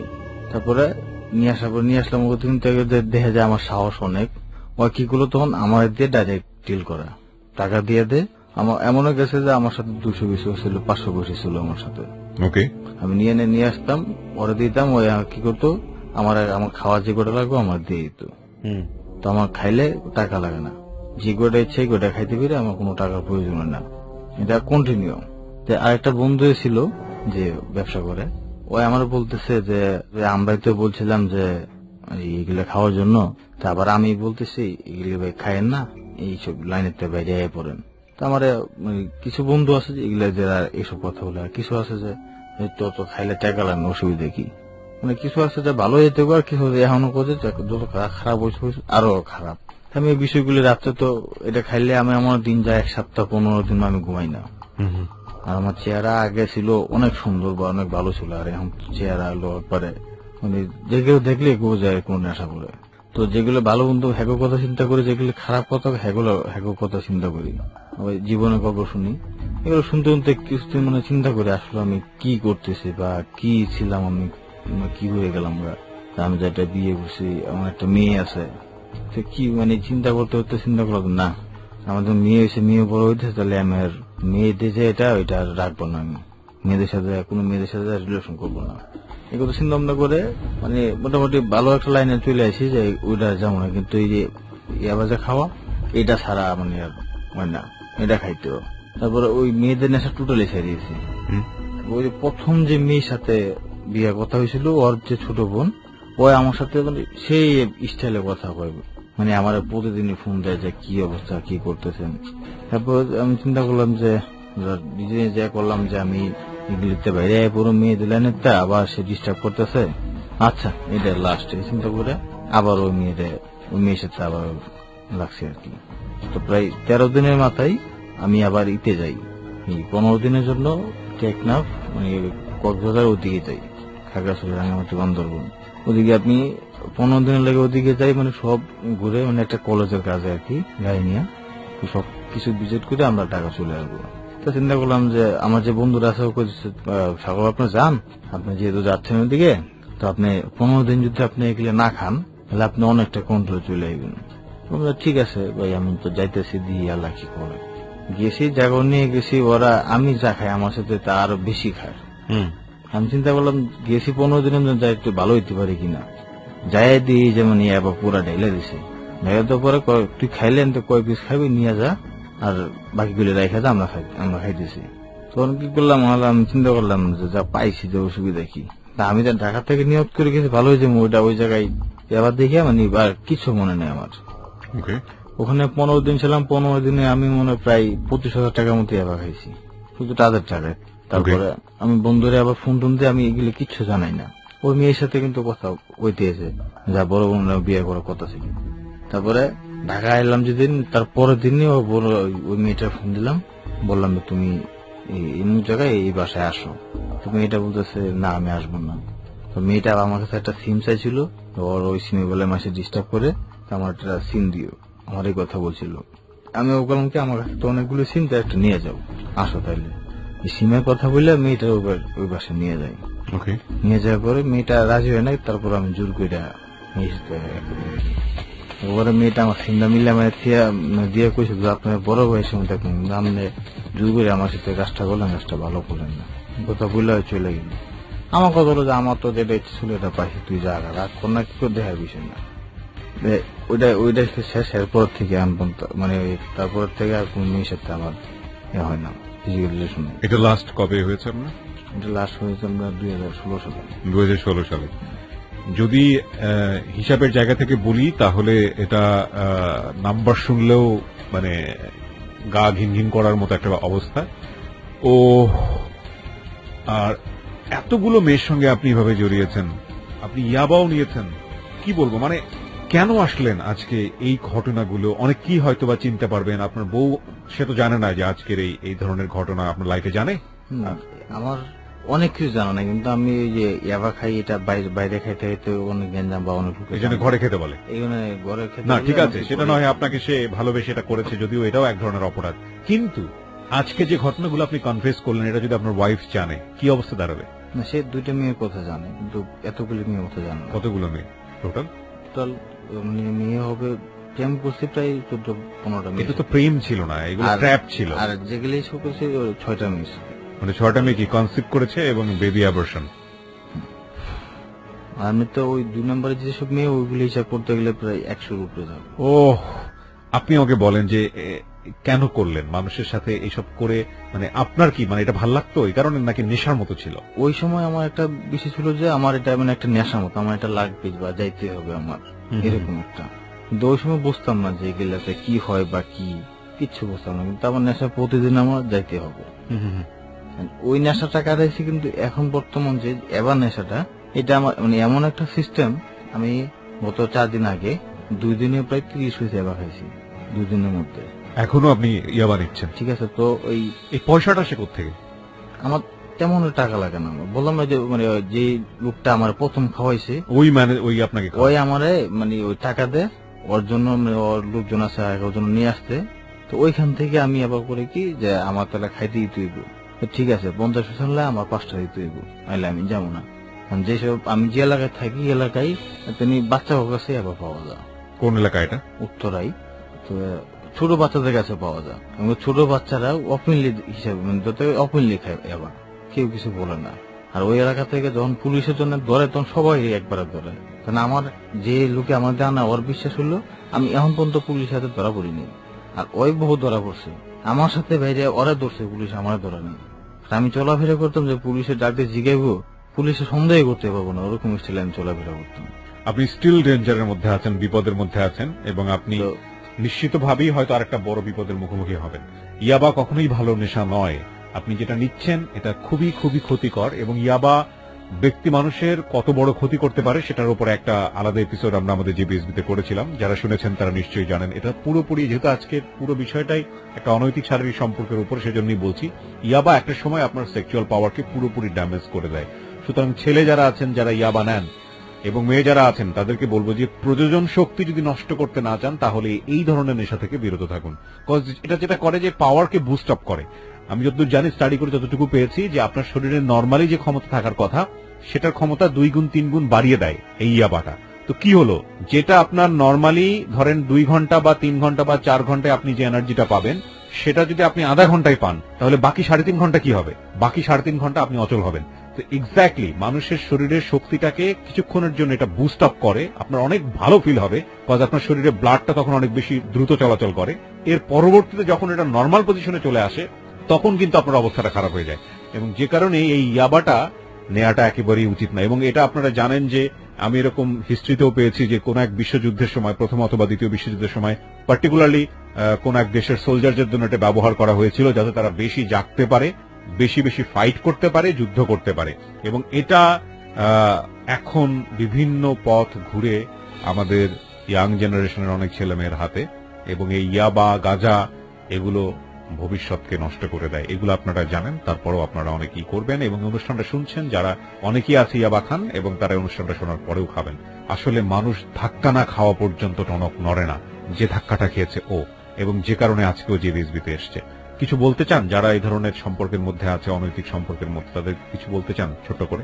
আমি এতটুকু বলতে চাই যে আমি যখন বিয়ে করার আগে বা যখন ইয়াং ছিলাম, তখন মেয়েদের সাথে রিলেশন ছিল না, তখন তো ইয়াবা খাইতাম না, কোন নেশা খাইতাম না। তখন আমি যে অবস্থা ছিলাম, আর এখন আমার ওই আগের অবস্থা থেকে এরকম পর্যায়ে যে আমি যে কোনো মতো হয়তো নাই হয়ে যাবো বা উদয় হয়ে যাবো বা পুলিশে ধরে নিয়ে যাবো, আমার লাইফটা শেষ।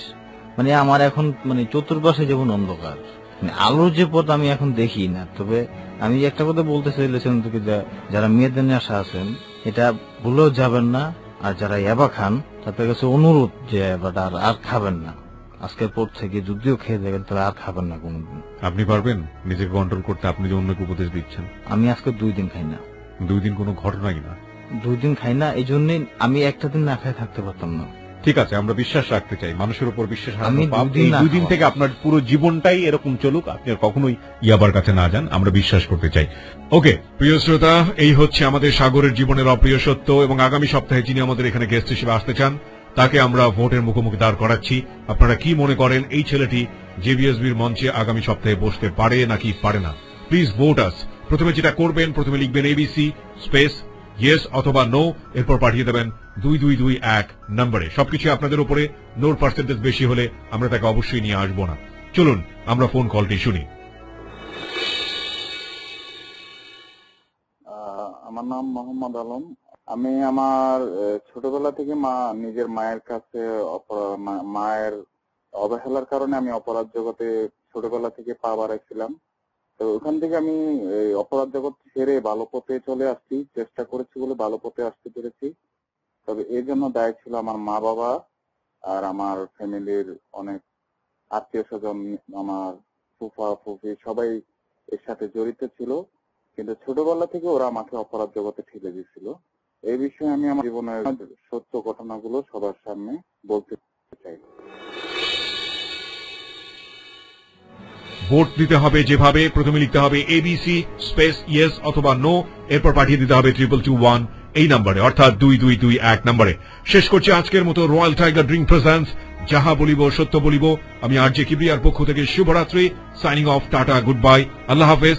দেখা হবে আগামী রবিবার ঠিক রাত 11টায় এবিসি রেডিও FM 89.2।